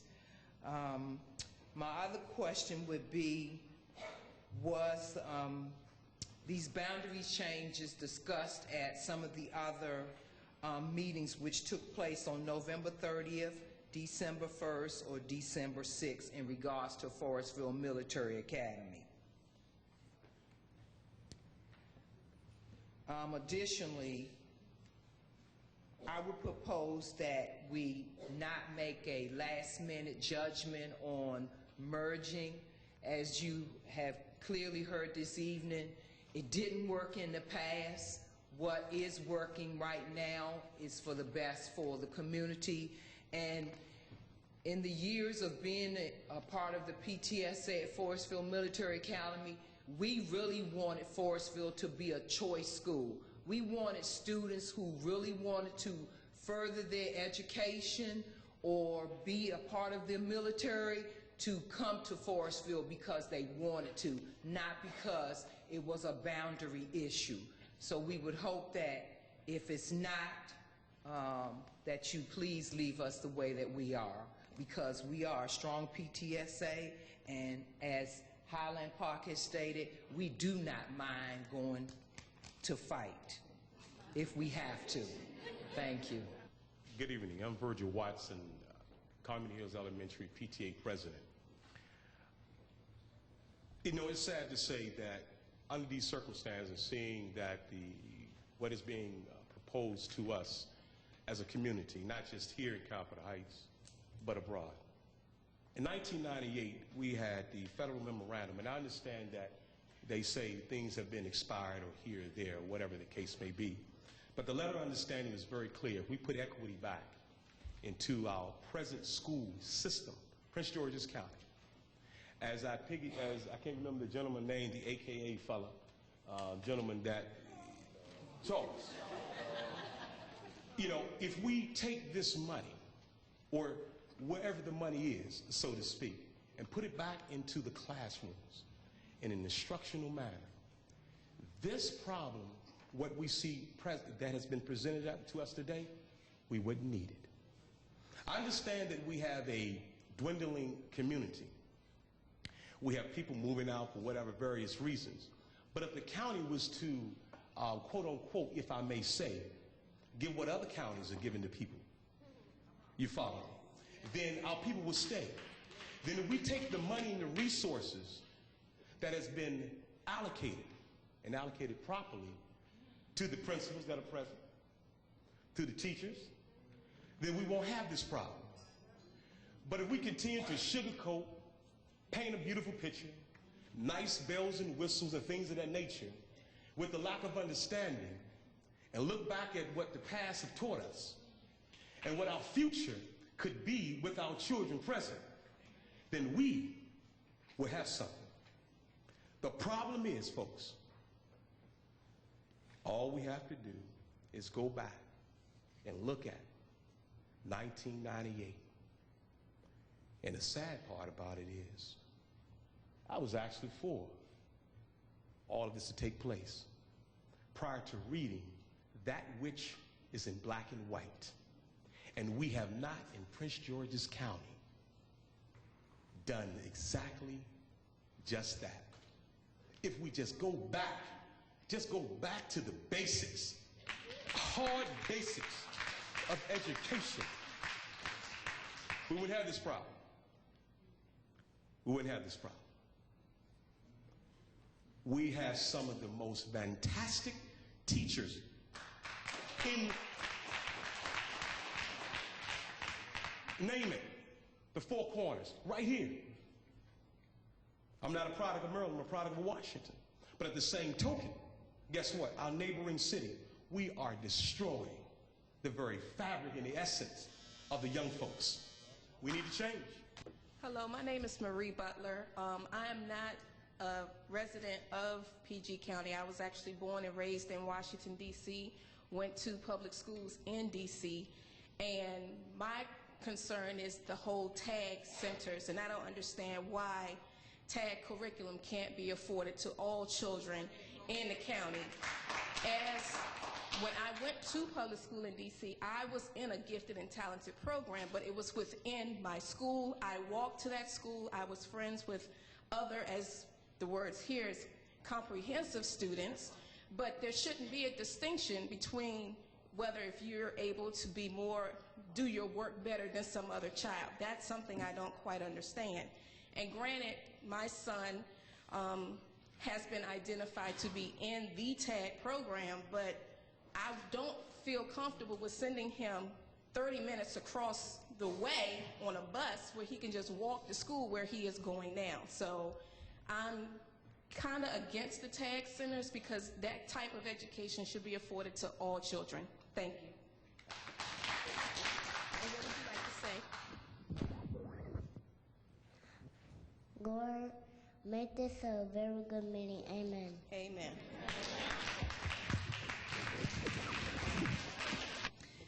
Good evening. My name is Dawn Wampler. I am also a Heather Hills parent. I feel very privileged to have both of my kids in the TAG program there. I'd like to start by thanking you all for taking the time out of your schedules to hold these hearings and to listen to the public, to hear the teachers, the parents, and the community members express their concerns. In today's economy, if we want to increase the effectiveness of our educational system and maintain its financial integrity, we have no choice but to make changes as our demographics change and things shift. Those changes are always going to affect so many factors. They're going to affect our property values. They're going to affect people's jobs, our sense of community, and access to the education suited to the needs of our children. And those are just a few things that are affected. I feel privileged that my children have been able to benefit from the quality education provided at Heather Hills. The sense of community, the educational challenges given to them, and the teamwork among the staff are all part of what makes Heather Hills a quality school, and a school that Prince George's County can be very proud of. TAG is not just about who's smarter or who knows more. My kids have taught me a lot about TAG. It's not just what you know, it's how an individual processes information. For my children to be in a standard curriculum, they would be bored, they'd be twiddling their thumbs. And I'm not alone. There are so many children every year who apply to be granted access to a curriculum that is sped up to meet how their mind works and how they process information. And many of those children are denied that service. Bonnie, you had a great set of information. I mean, ultimately, I think the best thing we could do as a county is to create a line of, if you want to call it TAG, education in every school, in every neighborhood school. If my neighborhood school had just one class per grade of an accelerated education for my children, I would have never applied to be transferred to another school, but they don't. And I don't know how reasonable and how possible that is with the economy the way it is. What I do know is I believe that we need to make education and good education available to all of our children in some way. If that is providing more seats through using tag centers, so be it. Like I said, my ultimate, I think, would be to be providing it in your community schools as you go. Hello, my name is Susan Cooper, and I'm a parent at Kenmore Elementary. I've been a parent since 2003. Both of my children, my son graduated from Kenmore Elementary. My daughter's still there, and I'm in the minority because Kenmore Elementary is my neighborhood school, and both of my children are tag identified. My son, they both started Kenmore in kindergarten, and the first issue that I wanted to address is the removing of all of tag from Kenmore to Glenarden Woods. I think it's an unfortunate consideration. It would be a huge loss to the Kenmore community. Our school is a very tight-knit school. It's like a family. We are a small school. All of the students, the teachers, the staff, the parents, and the administration, we all know one another, and it provides a very personal connection amongst everyone, including our surrounding neighborhood. We have a very strong tag program. My son went through it successfully. Like I said, he started in kindergarten at Kenmore and stayed until 6th grade.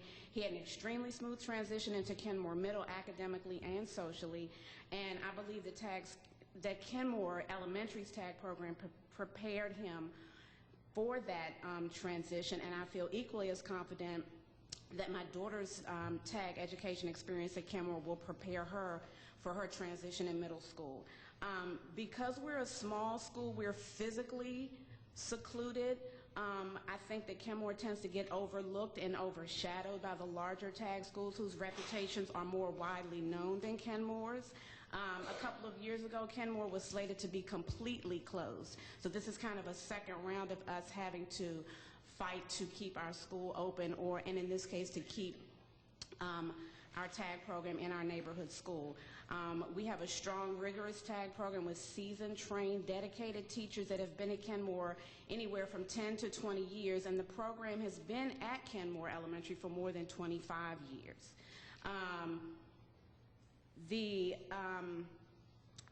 One of the suggestions that I have that I think would be an alternative is to leave the tag program at Kenmore Elementary, because if it were to move to Glenarden Woods, the seats, if the comprehensive population from Glenarden Woods is proposed to be moved to Judge Sylvania Woods, that would free up space. But then if the tag program from Kenmore is then moved to Glenarden Woods, then you're not gaining any spaces. It actually just becomes a wash. And then the second issue that I want to address is 6th grade moving to middle school. I first want to acknowledge Virginia Umrani, who's a parent at Kenmore Elementary. I wholeheartedly support and agree with her reasons for not moving 6th grade into middle school for the social and development reasons. I just think they're too young, and 6th graders need to remain in that nurturing elementary environment for their last year. Thank you, Ms. Cooper. Good evening. My name is Tarisha Gilmore. I am the proud parent of Tennille Gilmore. She's a comprehensive student at Glenarden Woods Elementary School. I'm speaking on behalf of comprehensive students. I'm sick and tired of the county starting separating our students. We're labeling the students. We're putting tag here. We're putting comprehensive here.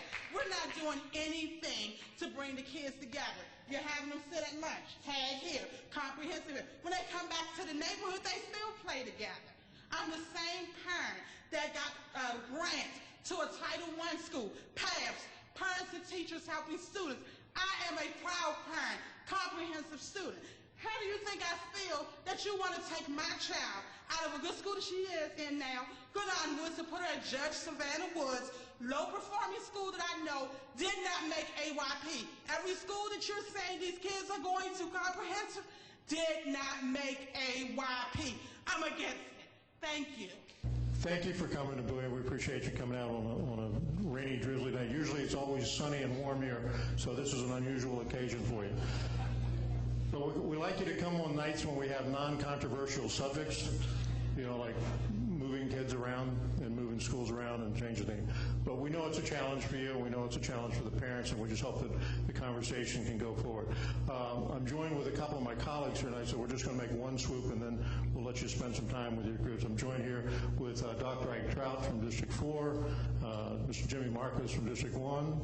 I got Todd Turner, who's newly elected at-large, and Geraldine Valentino Smith, from delegate from 23A, former city council member, but she's doing her penance up in Annapolis now. Just so you understand, we understand there are a lot of challenges, and we're trying to balance goods and goods and goods. Unfortunately, sometimes those things bounce back and forth. But the one thing I hope you take from you, given the size of the group tonight, that the three most important things in Bowie are education, education, and education. And I think you'll see some very active folks here that take this to heart. We understand that this is the vehicle for the future for our kids, and the schools in this community are a treasure, and we value them highly, and we're great. Obviously, we want to maintain a serious dialogue. The only comment we're going to make tonight is on the issue with Heather Hills. We understand the good that is associated by opening up 100 new tag seats, but we also understand the challenge of moving neighborhood kids out of their school to another school. The council's position all along has been neighborhood schools for neighborhood children, and that's what we would like you to consider that as you go through the process. We know it's a challenge, and we know we respect what you're doing. It's an incredible challenge to deal with it, particularly in this world of rising costs and reducing revenues. So you have our best wishes, but as I said, as this goes through, if you could remember that, like our primary issue is to try to make the schools as close to the community as possible, so that the folks that you see here who own the schools and take ownership of them can keep with them. So thank you all very much, and welcome to Bowie. Thank you. With respect to all of District 23, which certainly also extends into some of the schools beyond Bowie, school board, we know this is just a school board decision. We appreciate you taking the time to hear all of the input tonight. I think what I've heard from the community is not only concern about schools from an educational perspective, but the quality of our schools is directly impacting the value of our houses and in our community. And with that, we know that you've got difficult decisions. I would ask everybody here, and I would ask the school board to consider supporting. I have a piece of legislation going forward that would increase the transparency for school spending. I'll ask the members here to follow it and support it. It has some opposition in Annapolis, but basically we would be trying to work with the school board and partner with them to get you as much easily readable information on the website by schools, so that we can be partners with the school board, the community, and the legislatures with information and how money is spent. So, thank you. Oh, I'm sorry. The other Turner, I'm sorry. I know I had signed up earlier, but I do want to extend and advise the remarks of Mayor Robinson. I did have a couple of comments just to add to that. I know we are very fortunate here in the city of Bowie. We are truly blessed with the schools, the administrators, the teachers, and most in particular the parents here who support our education system, not only here in Bowie but throughout the county. And we understand, obviously, as a council, your role as a school board to make these decisions with respect to boundary changes, and in particular to address student population changes that occur. And I can say I've been on the council about 6 years now, and this is the third discussion we've had on boundary changes in the city of Bowie. First with the opening of Northview Elementary School in 2006, then we went through an extensive process in 2009, but the board saw fit not to go forward, and obviously we're here again tonight to talk about those continuing issues. I would only ask this, that you listen to the parents tonight. Obviously there are very few schools impacted by some of the decisions that you will make this evening. I would also that you be flexible in your decision-making process.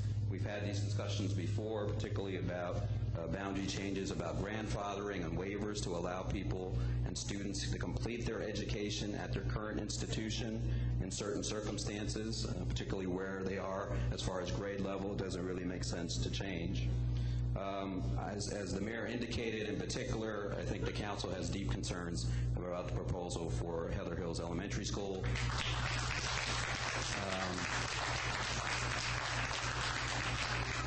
Kind of think about those commercials. You know, I'm not only the president, I'm a customer. I am a customer. I'm also a parent of Heather Hills, students who've gone there and are currently there, and their experience is enhanced by those neighborhood students who are there. And simply taking them out is...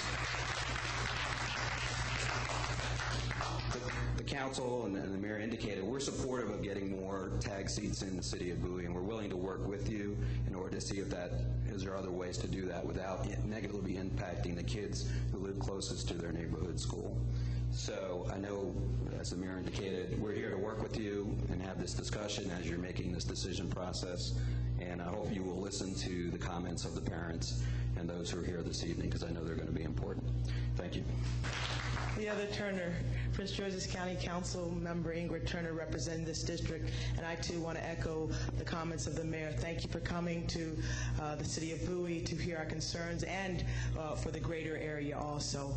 And with that, I'm going to echo some of the same concerns. I've received so many emails from the Heather Hills community, and I'm here to support District 4, and thank you for coming to District 4.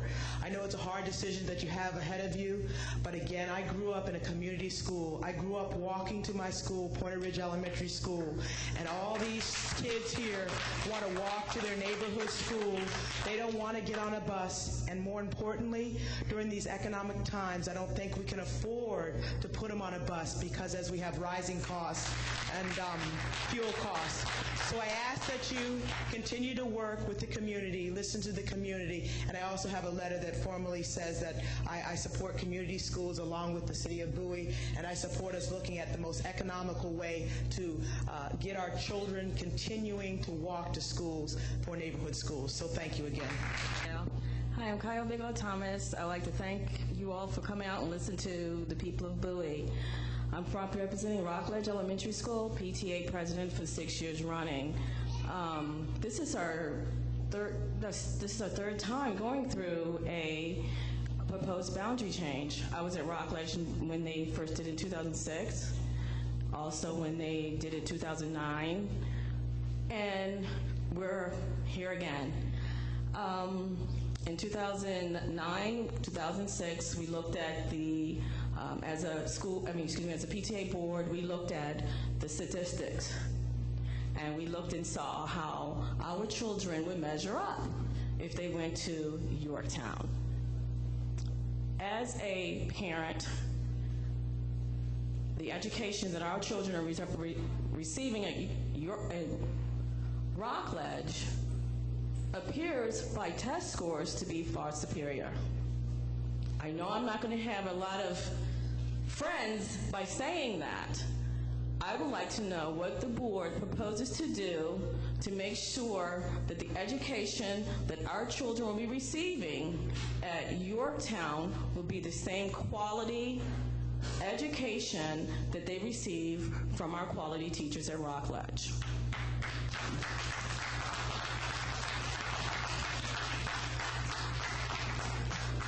These are students, these are people. They're not apples, they're not oranges.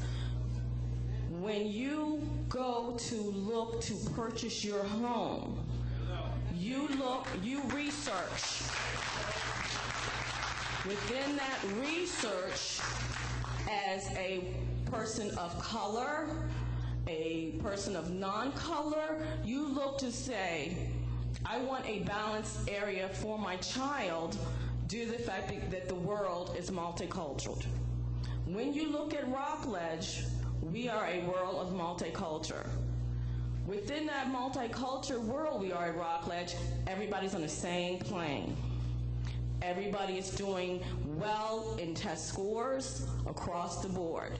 When we look to take our children out of Rockledge, where they had been attending, to go to Yorktown, we don't see that. So once again, I am going to propose, what are you going to do to make sure Yorktown has the same quality education that our children are receiving from Rockledge? Good evening, everybody. My name is Susie Fouché. I'm Cameron's mom. He is a third grader attending Yorktown Elementary School, and I'm also the PTA's Education Committee Chair. I simply wanted tonight to acknowledge the administration's willingness to meet with all the concerned stakeholders over these last 4 months concerning the enrollment imbalances that we now face, and for putting forth very swiftly a proposal intended to alleviate such a critical issue. In these lean economic times, it has become even more evident that the inequitable distribution of dwindling resources negatively impacts all of our children, whether they find themselves sitting in a crowded school with trailers placed on their playgrounds or attending a school with 8 empty classrooms. Again, I truly appreciate all of what the administration has done thus far to consider all of our children's education and welfare. And following the PTA president of Rockledge, I understand that change is very, very scary. When I first moved to the Bowie community, I live over in Sherwood Manor, and my son was supposed to go to Heather Hills. But before we entered in kindergarten, the boundary lines had changed. So now, because I think I'm an overprotective mother, I don't allow my son to take the bus. I drive him every day, and I like the school to see my face every day. I want them to know that I'm a concerned parent and an active parent, and that I care about not only my child, but all the children at Yorktown. And I drive by Heather Hills, Kenilworth, Tulip Grove, to get to Yorktown. And now I understand that my son, the boundary change happened before he ever entered, but I can honestly say that Yorktown is an incredible school.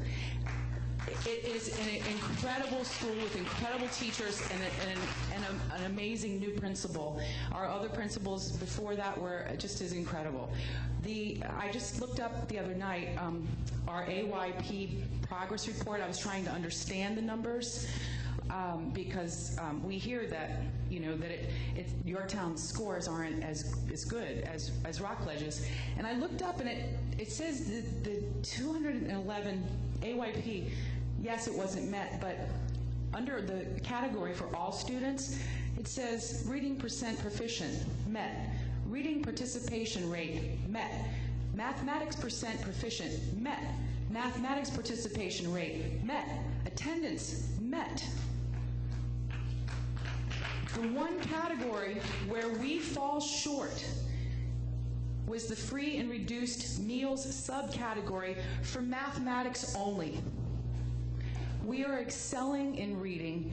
The majority of the children are excelling in mathematics, and I would invite all the parents from Rockledge that could possibly be impacted and be moving to Yorktown to, one, come out and join us for cookies and cocoa night on Friday, to feel the warmth of our school, because our school is a school of caring and respect, and we emphasize that. That's something you can't quantify that on a test score. You can't. There's a lot of things that we learn. Oh, I'm off. Good night. Good evening. Don't mind my friend. My name is Lori Morrow, and I'm the PTA president at Tulip Grove Elementary School in Bowie. I am speaking tonight on the boundary proposal that would shift students in the Long Ridge section of Bowie from Kenilworth to Tulip Grove as a result of the creation of a dedicated tag center at Heather Hills. We support the administration's efforts to create boundaries that makes sense geographically while helping balance schools like ours that are under capacity. With a student enrollment under 350, we have faced many staffing challenges during the last few years of budget cuts and feel that balancing school populations is especially important as PGCPS switches to a student-based budgeting model in this near future. Moving students in the L section would maintain a compact neighborhood boundary for Tulip Grove Elementary while increasing our student enrollment to approximately 90% capacity. We will welcome these families and work with our school staff to make the transition as smooth as possible for the Tulip Grove community if this proposal is approved. Thank you for your consideration. Thank you, Ms. Mara. Good evening. Thank you for having me here to address you. First of all, I wanted to say, as a Heather Hills parent, can I see you? Are you here? I can name most of the people in this room for Heather Hills. I could give you an emotional plea, please don't put my kid out, but I'm going to change the direction here for a minute and talk about responsibility. Fiscal responsibility. How do you institute forced busing when you have an $85 million shortfall with the education budget? And how many buses are you bringing in? You talk about logistics and transportation. There is one way in and out of Heather Hills. Okay, how do you put buses on that street with our recycle trucks and the trash trucks and the parents coming in and out? How do you do that to a community where the children are already walking? Then I want to talk about economic responsibility. How do you reduce the property values in a neighborhood of 40-year-old homes? I didn't buy into granite countertops. I bought into a neighborhood. My education of my son was the most important thing to me. I walked to see the people walking at 10 o'clock at night. I know Kim, the crossing guard, who lives next door to me. And most of these people on this row, Bonnie, birthday parties, how's everybody doing? We are talking about quality of life. That is never going to show up in your demographics. That's not going to show up in your tag numbers. We're talking about $2.4 million increase in property assessments in the city of Bowie. That's per the city manager. He also said property values have slowed and the property assessments are now flat for the next 3 years due to the foreclosure and the housing crisis. How do you reduce the quality of the value of our homes by taking location out of the neighborhood? I don't understand. Then you talk about unemployment. Well, guess what? There's a daycare next to where my son can walk home. His friends are there. We're not paying as much as we have to for daycare. When there's a problem, the neighbors are there. We have play groups. There's a quality of life component that you all are missing in Heather Hills. All right, let's talk public safety. Our neighborhood is full of original homeowners that built their homes in 68 to 72. I bought my home from the children of those people. Guess what? They're in their 60s, 70s, 80s. How safe do you feel in your twilight years that you saw the teenagers in that neighborhood grow up? Let's talk public safety. When I'm walking my dog and the lady down the street tells me there's stuff at the school going on at night that shouldn't be happening, who do you think is calling Bowie to say, hey, let's get those people from off our school property? It's 3 o'clock in the morning. The neighbors. The neighborhood. We are a neighborhood, and we're a community. It's directly related to crime, quality of life, fiscal responsibility. Okay, I'm losing my notes here. Let's talk success. We're getting awards, national awards for reading. We're getting reading charts. Our kids were we were the one pre-K class. They were all reading by the first grade. Why would you dismantle a successful school when there are other schools that need intervention and help? Am I done? Do I have some more time? Okay. I could go on and on. Oh, great. Then I'm going to keep going. Because the bottom line is, I can name so many people. I had a foot in Howard County. That's my home. I chose to invest in Prince George's County because of Heather Hill. That's all right. Heather Hill, can I hear you? Good evening. My name is Pat Fletcher, former school board member, and I come here today as the Vice President of the Prince George's County Parent Council for Head Start. Our concern is that when you do your boundary changes for Highland Park, that the old historical Highland Park, which houses Head Start, remains, that it's not removed. My other comment, as a board member, I got plenty of emails in reference to my comments on the TAG program. I understand the TAG, the Talented and Gifted program, but when you do this, and I hope that the Board of Education will do a special session on the TAG program, because there are a lot of inequities in the TAG program. These sites, when I got the information, I don't know whether it's changed or not, you had TAG sites and kids who lived in the neighborhood never got into the TAG program and attended the same school. It was a lot of inequities there. So I hope that you fix it. In reference to the boundary changes, adults, change for us is extremely hard, but you will be amazed at the adjustments that our children make. My 3 grandchildren, their school, and I was on the board and had to make that decision. John Carroll was closed. They came to me because they could walk to school. Grandma, you're on the Board of Education. Why are you closing my school? And it was extremely difficult for me to explain that to them. But I understand the Department of Public Works and how they give the school system money to build schools. It's the student-rated capacity. You have a lot of schools that are half-filled, some that are overcrowded. I hope that you will eventually get to the high schools, like Bowie High School, which is extremely overcrowded, Flowers, which is extremely overcrowded, but getting back to kids, my 3 grandbabies have adjusted very well to the change, and we as adults set the example.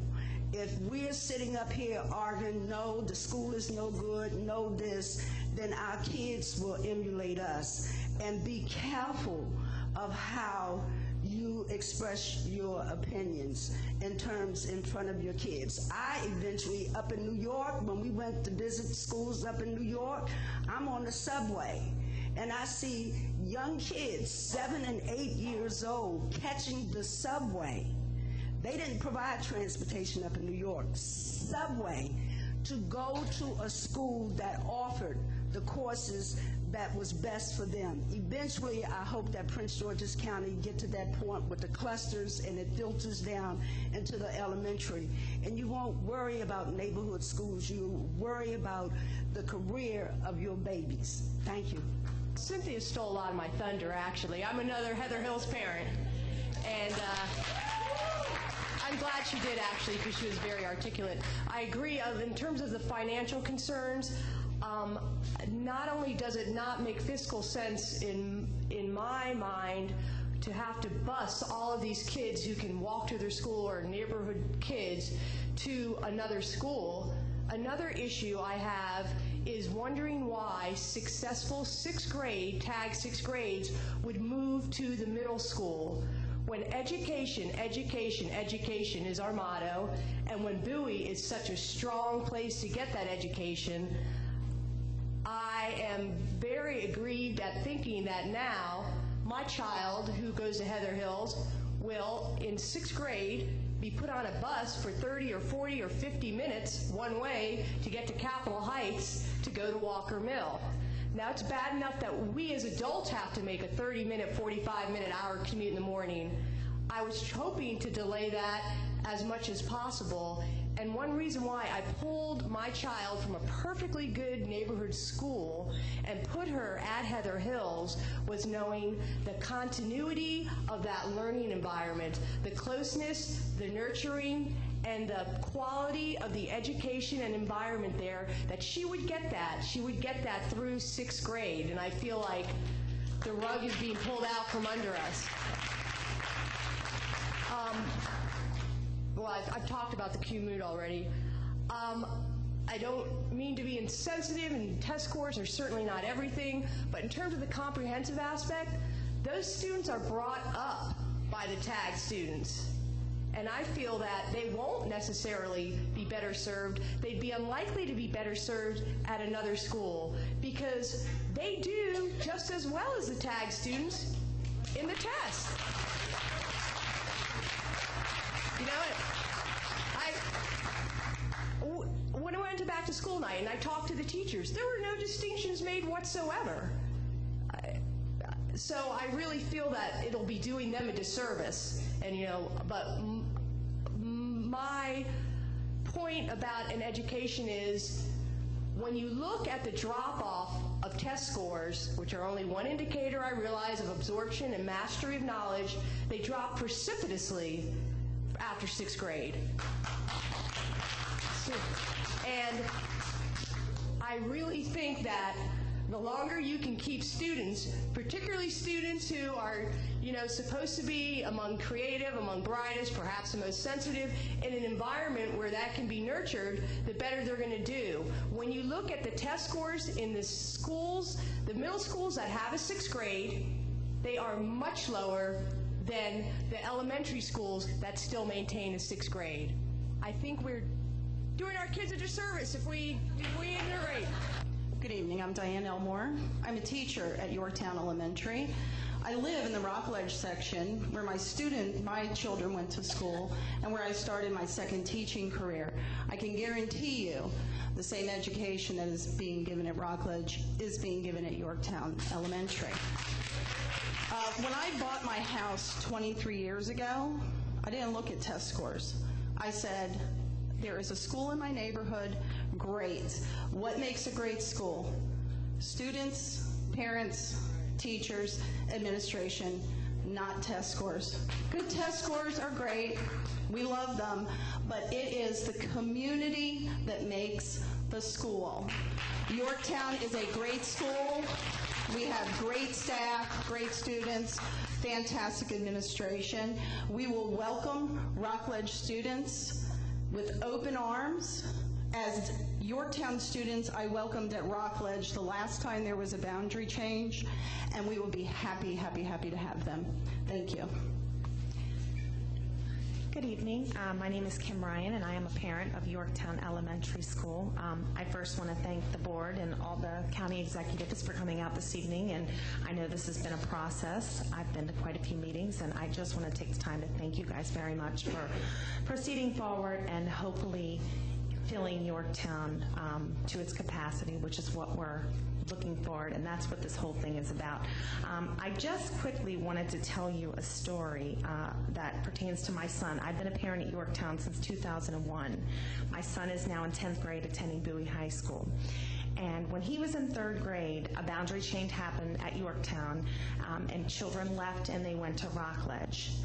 Now in 10th grade, he has hooked back up with one of the girls who was part of the boundary change. And they had been dating for 6 months. He told me I had to say that because that's big for 10th graders. But anyways, when I asked her, what did she think in 3rd grade when this boundary change happened, she said it didn't affect her until she got into middle school and to high school. And she said she didn't realize what a great experience it was having to know all of these kids that she's played soccer with, that she's been involved with in other activities in the schools, and she said she has so many more friends because of the boundary change, and it was a great experience in her life. So Yorktown is a great school. All of the schools in Bowie are great schools. And this is not about anything other than making sure that we're all getting a great education, and I can assure you that at Yorktown we will make sure that every student receives a fair and wonderful education. Thank you. Mrs. Elmore as well as Mrs. Ryan have said previous to me. And I'd like to say that Yorktown is a wonderful school. One thing I want to say first of all is I do support the boundary changes that have been proposed by the school board. Having said that, I also want to say too that one thing that I really appreciate, I know my wife has appreciated about Yorktown Elementary School, is the wonderful sense of community that that school provides for not only the students, but the parents, the teachers.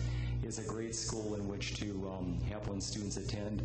And not only just that sense of community, but also too the academic preparation that is provided. What's really interesting is out of, I believe, 21 instructors at Yorktown, 19 of them hold master's degrees, and they're very, very highly educated. But what's really wonderful about Yorktown, too, is the fact they're very caring as a teaching staff.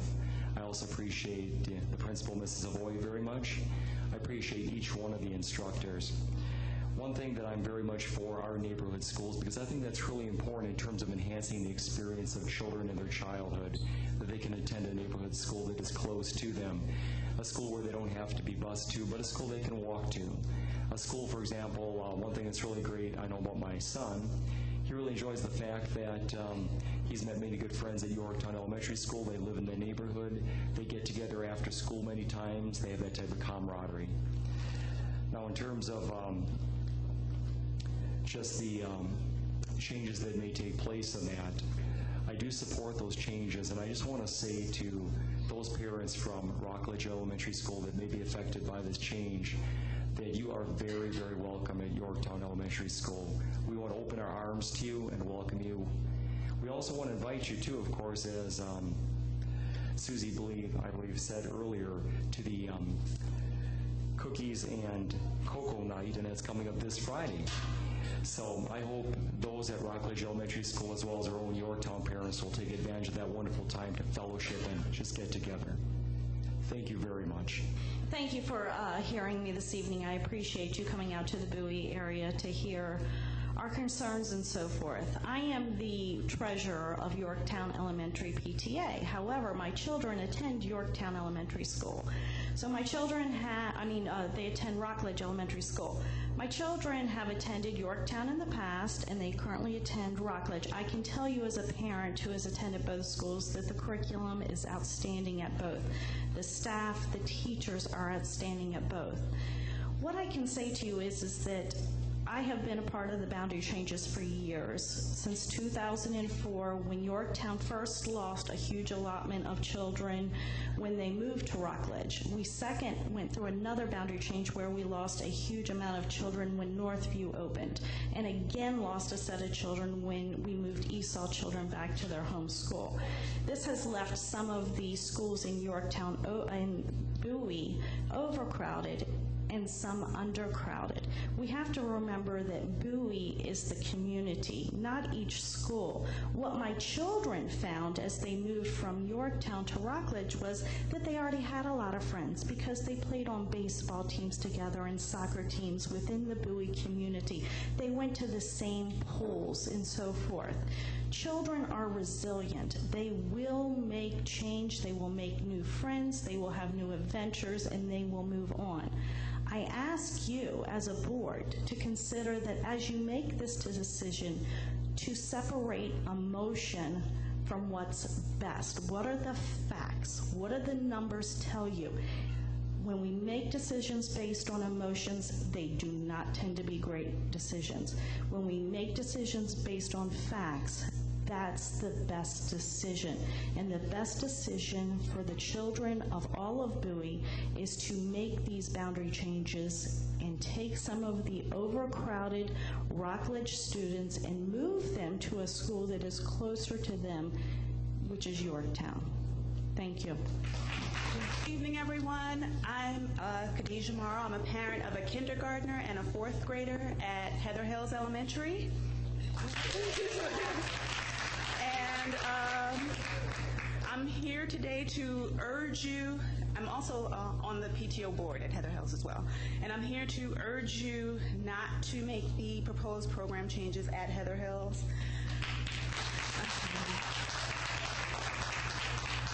Our school community is very important to us at Heather Hills. As you can see, the comprehensive students and the TAG students all work together. There are no differentiations. My daughter was on a Destination Imagination team last year. They won at regionals. One of her teammates was a comprehensive student. Some of them were TAG. There are no differentiations. I believe one of the spelling bee winners last year was one of the comprehensive students, not the TAG students. They're just students at our school, and we'd like to keep our school the same. The success at our school is based on our strong administration, the wonderful teachers, and also the parent involvement. I've been at a school where parents are not as involved, and it makes a difference. And the parents are involved because they are there in the community and they're coming in, but the parents in the community are very involved, as the next person speaking is also on the PTO board. So please keep our school intact. Thank you. I'm Shell Edwards. Okay, no problem. Yes, ma'am. How are you doing? I'm Shell Edwards. I'm a Rockledge parent, and I came forward because I've been really concerned about the boundary changes in relation to when I bought my house 6 years ago. I consciously looked at the schools that the houses were a lot associated with, and I purposely decided not to move into the boundary of Yorktown. And that was based on looking at the statistics for Yorktown.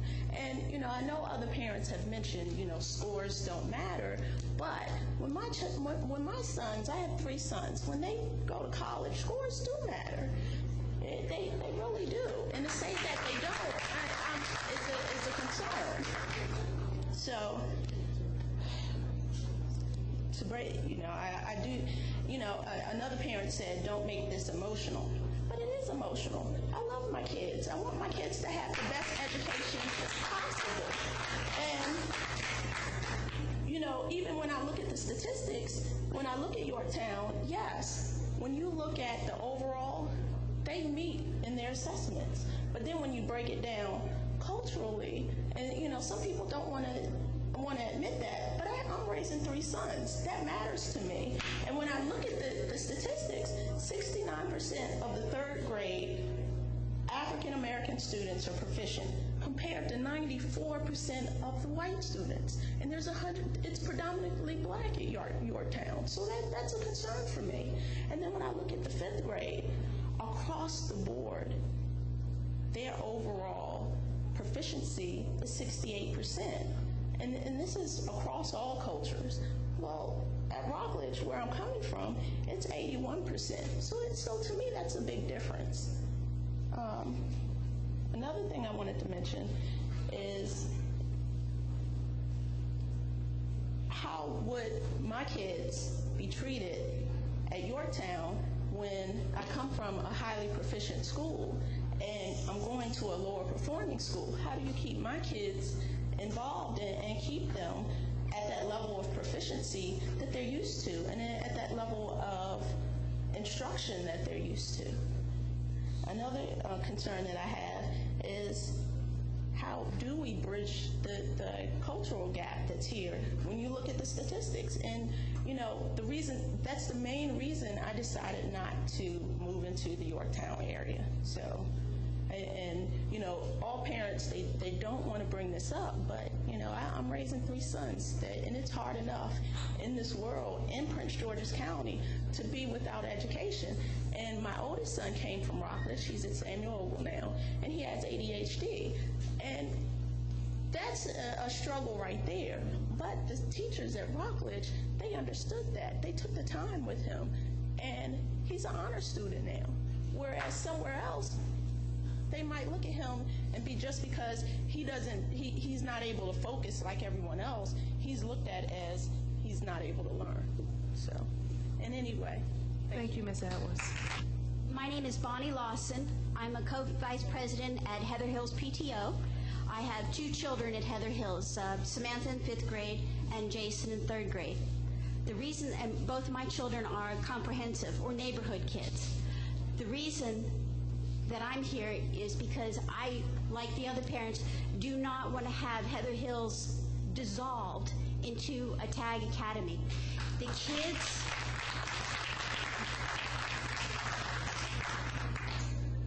Earlier, when you were giving the presentation about the school and about Heather Hills, you mentioned that the comprehensive children were at a disadvantage. Let me assure you that at Heather Hills, they are not at a disadvantage.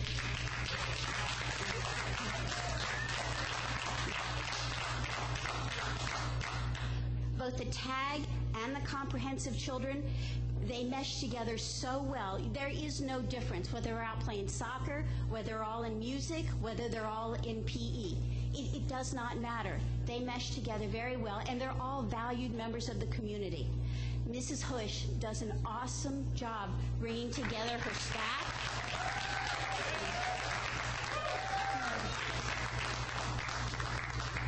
Bringing together her staff. If you go to Heather Hills, nobody gets suspended. Nobody gets expelled. Mrs. Hush finds a way to make it work. What I would suggest that instead of breaking up a school that is working very, very well and performing very well, is bring in some of the principals from the other schools that are not doing so well. Replicate success. Or just bring the principals to our school. Find out what works. Replicate it throughout the county. Because the other thing that we have to think about is core curriculum is coming in 2015. Basically, if I understand correctly, that means all of our kids are going to have a TAG education. We're going to have to raise the level of all of our kids. Okay? So that's going to be TAG for everyone. Don't shut down the TAG program. Expand it. Expand it to everybody. Thank you. Hi, my name is Samantha Lawson, and I go to Heather Hills. I am a non-tag child, and I don't like the idea of you guys just expelling non-tag kids.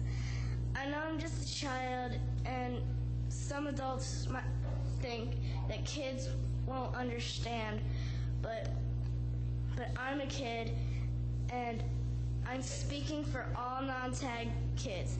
Leave the school alone.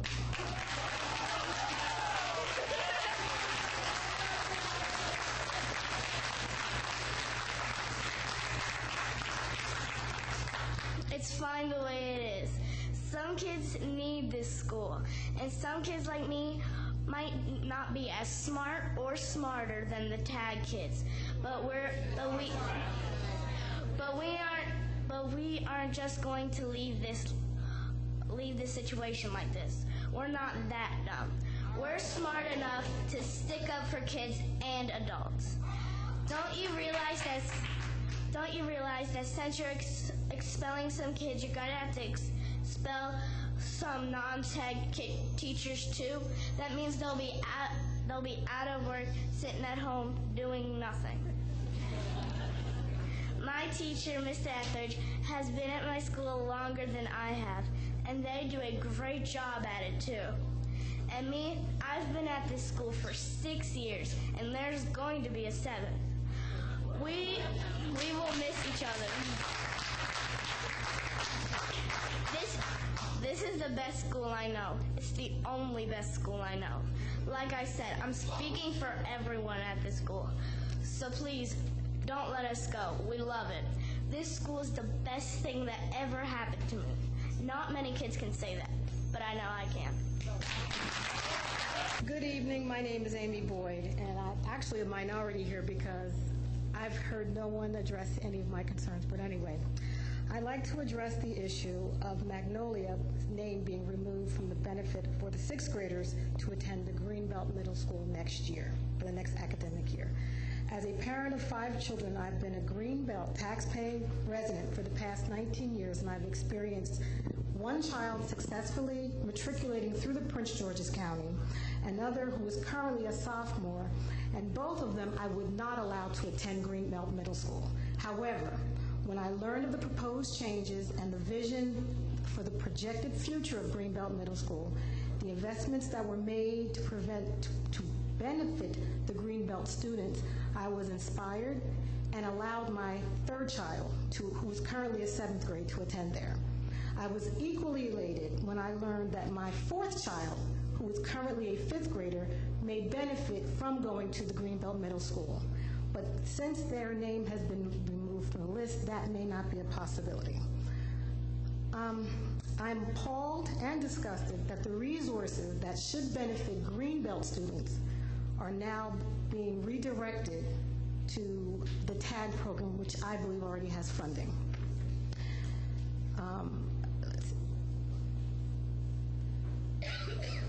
Basically, my daughter, who is currently at Magnolia, is in an overcrowded school, and I believe with her going to Greenbelt Middle would alleviate that problem.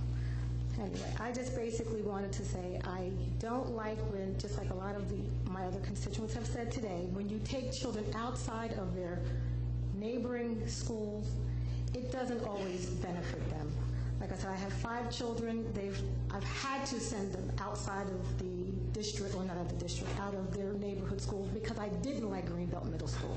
But because they have changed or making proposals, I let my child now. And I just hope that you guys consider readjusting the boundary changes and have Magnolia's name readopted to the proposed changes. Thank you. Hi, good evening. I'm a Heather Hills parent.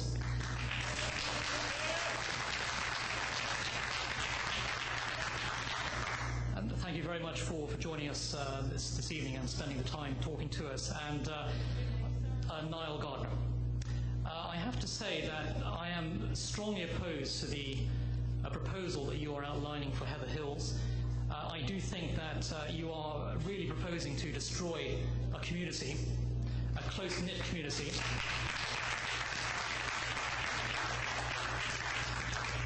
And you are proposing to fundamentally transform one of the most successful schools in Prince George's County, not just one of the most successful schools in the county, but one of the most successful elementary schools in the entire state of Maryland.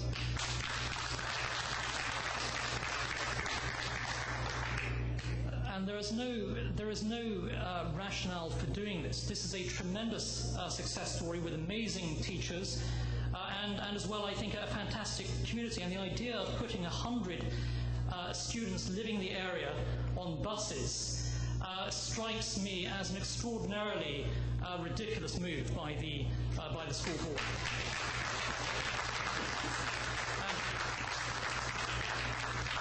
I would be very interested to know how much it's going to cost, actually, to put 100 students onto school buses. I do think in this age of austerity that putting forward a measure that actually increases costs makes absolutely no sense whatsoever.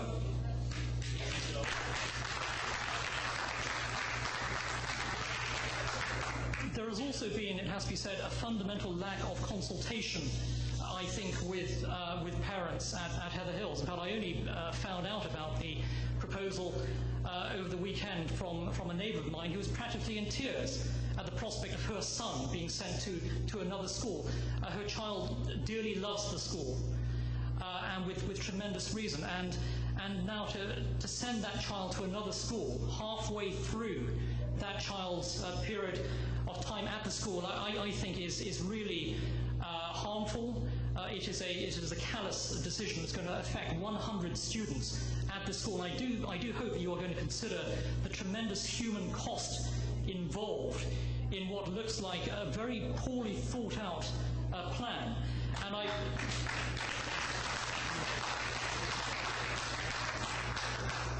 children are not pieces on a chessboard that can be simply moved around at will.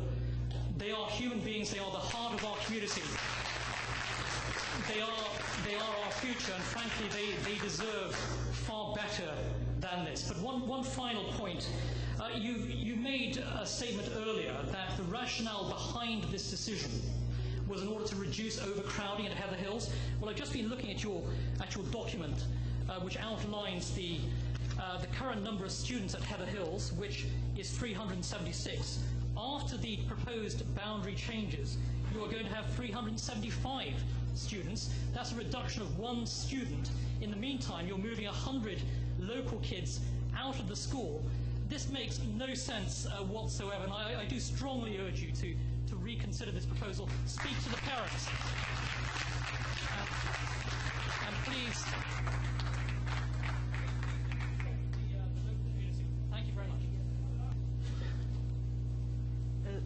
Hi, my name is Verna Tyree. I have my son David with me. David started kindergarten at Heather Hills, and we hoped that he would have gone through 6th grade at Heather Hills. Heather Hills is a school that works. Comprehensive tag, like it's been mentioned before, is meshed into one school. All the kids work together, all the kids get along. We happen to live in the neighborhood, so he would have gone to Heather Hills as a neighborhood school. He tagged in, but there's no difference to him as far as his classmates and the other kids in the different grades. They love their teachers, they love the principal, they love their school, the parents are involved. Instead of taking a school that works, the scores show it. It's always 90% and above on all the MSA testing. Why would you take that, take away kindergarten, take away the 1st graders? That builds upon the later years of learning. Take away 65 5th graders that are moving on to 6th grade and remove them. It's not 60, I think one of the spreadsheets showed 68 students changes for the boundaries. It's 68 plus the 5th graders that are leaving because they can't go to 6th grade. All right? That's 130 students. That's 100 families. All right? That's the impact, not, okay, it's easy to look on a map and, draw some different boundaries. Statisticians can do that. People with grad degrees can do that. You're talking about people. People, children, there's kids in the neighborhood that would have started kindergarten. Mom, why can't I go to that school that's right there? That's two feet away from my house. And I'm going to be put on a bus, all right? That's the comprehensive kids that have to be bused to Kenilworth. I don't have a problem with Kenilworth. I have a problem with busing them outside of their neighborhood. Yeah. Then you have 5th graders who normally would have continued to 6th grade. That's another 65 students that are going to be bused either Walker Mill or Kenmore if they choose to continue with tag, or they're going to go to what's the other one? Tasker. Okay, as far as the neighborhood. That's, take Heather Hills as a model and repeat it elsewhere. It works. It's one of the few schools in the county that is consistently scoring above average and above the comprehensive kids. The bar is raised higher for them. They're accomplishing more than they would have because they're sharing the resources. They're not missing out on the resources. They're sharing with everyone else. It's one school. It's not, okay, these comprehensive kids over here, you stay over there, don't talk to these teachers. It doesn't work that way. It's one school. Maybe the board needs to come to Heather Hills and take a look at what works. All right? I know Todd Turner has been there. Ingrid Turner has visited us. We welcome you to come and see what works.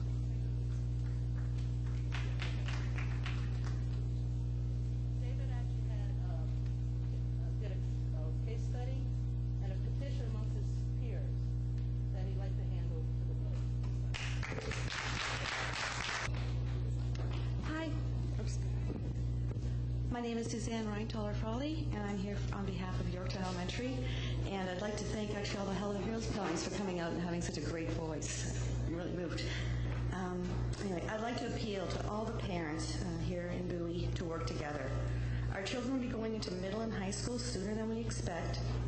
I have 2 children now attending the colleges of their choice, and they went through the Bowie high schools, or Bowie schools. And I hope once our elementary children are at Bowie High School, they will all be part of the Bulldogs, singing in productions together, and winning the Maryland soccer trophies together. What is a city but its people? So in the same terms, what is a school but its students, staff, and parents? Schools are alive, they change with the students and staff, and like cities, they're not stagnant. It would be a community disservice to have one neighboring school over capacity and one under capacity, if only for the reasons of AYP, harder to reach in an under-enrolled school. Statistics fluctuate. It will be more important that all our children have equal opportunity, that when they're writing their SAT exams here at Bowie High School, that they've all had the same opportunities and the same schools, equal opportunities, and all the teachers here in Bowie. I haven't seen one poor one yet. And as far as the concerns of the Rockledge parents, the AYP scores can be deceiving. Yorktown has half the amount of students as the Rockledge school does, which statistically makes it harder for Yorktown to make AYP. So it would be off the chart if they were at full capacity, if that solves any of the concerns that maybe the Rockledge parents do have, their children moving. And indeed, by 2015, it'll be difficult for any school to meet AYP, the way the No Child Left Behind system is designed, and requiring almost 100% performance of every child. And the system is going to be changing for 2015. And I'd like to extend again the welcome to the Rockledge parents to our cookies and cocoa on Friday evening. Thank you. Good evening, everyone. My name is Denise Malloy. I'm a PTO president at Heather Hills Elementary. I'm also a homeowner in Bowie. I'm a grandmother to 4 soon-to-be school-aged boys. When I moved to the Bowie area many years ago, my real estate agents, Bill and Nick Kelly, who are experts in the Bowie area, brought me here, although I always had a desire to live in Bowie. They sold me on first, location. They said, Deneen, location, location, location. Second, the great neighborhood schools that my then kindergartner would be attending. It wasn't a hard sell at all because my family and I, we always wanted to live in Bowie. If the proposal to change the boundaries, separate tag students from comprehensive students is approved, then the conversation I had at that time with my agents would be different today. It would go something like this. As we walked through the new home that we were proposing to purchase, we would say, Bill and Nick, what a great home. It is everything we ever wanted. Large yard, mature tree-lined streets, families strolling through the neighborhood, and yes, the elementary school is right within walking distance of my home. I love this family feeling. The agents would say, well, your child can only attend that school if they test and get accepted through the lottery as a talented and gifted student. Is your child talented and gifted? We're not sure. But what if she doesn't meet the criteria for this tag school that's across the street with this great principal and great community? We went in there, we just say today, we love the feeling. Well, if your child doesn't meet the criteria, she'll have to get up early in the morning, stand at the bus stop, board a bus with approximately 30 other children, because the transportation budget may or may not be cut, and we may have fewer buses and more students on the buses. Then she would have to ride approximately 30 minutes to Kenworth Elementary School. Hold up, but that's right around the corner. Oh yeah, only 6 minutes away, but we gotta pick up other kids.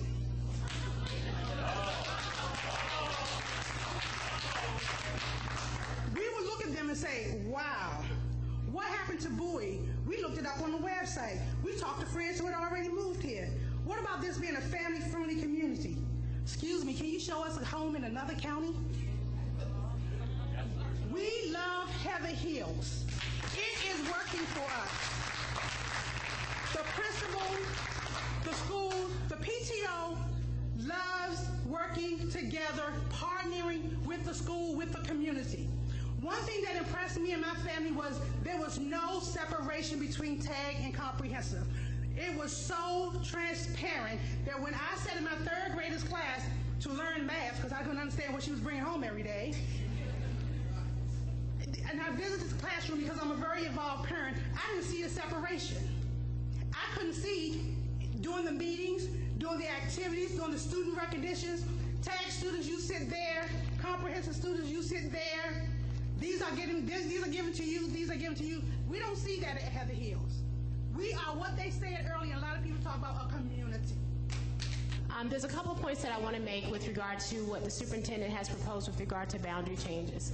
So absolutely, it's a difficult decision. It's a difficult decision for many of the reasons that I've heard from you all.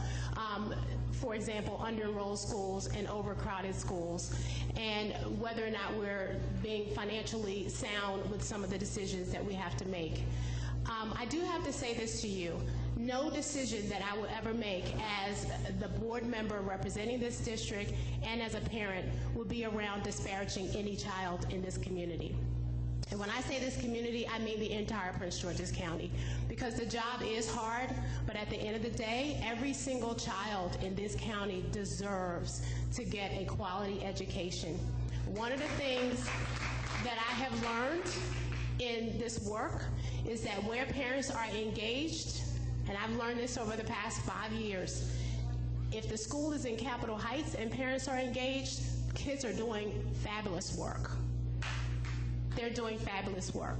And this is a community where parents are engaged. Have I made a final decision about this? No. But I can tell you that, and the reason for that is because I wanted to hear from you, but I can tell you that I will generate questions based on what I have heard this evening, but I have to tell you that no decision will be made around disparaging any child from any community. I just can't do that. That's not what I was elected to do, and that's not what my heart or my value tell me to do around children. And so while we are clear that we've purchased our homes for whatever reason we purchased them, at the end of the day, I want to be clear that the decision that I make is about what's in the best interest. So I also know that I've heard from a number of my constituents about, please give us more tag seats. So I have to balance what I've heard from you tonight and what I'm hearing from the community that has asked for more tag dedicated seats in different areas. That also means that I'll ask the superintendent, are there other options that you think you could present to me, Dr. Height, that you think would also be feasible to fix the issues that we have? Some of what I've heard in terms of whether it's from the city council members or from our state delegates around how we can help get this done and in the most efficient way and effective way. Some of it has been resolving one issue to make sure one community is happy, but then leaving another community either overcrowded or otherwise. So at the end of the day, it is a hard decision. What I commit to you as a representative is, again, decisions won't be made around in a way that disparages other children. There are no children that are better than other children, regardless of where they live. And then I also will ask those pertinent questions that I heard from you tonight around transportation, how many students, as I understand it, there are students at Heather Hills, for example, that are related to the before and after care program. We've dealt with that in the past as well.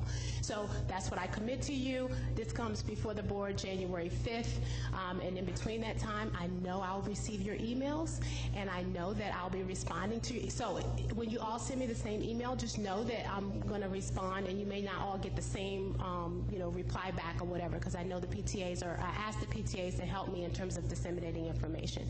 Just wanted you to know that. I'm glad to be here. Thank you again tonight for coming and voicing your concerns.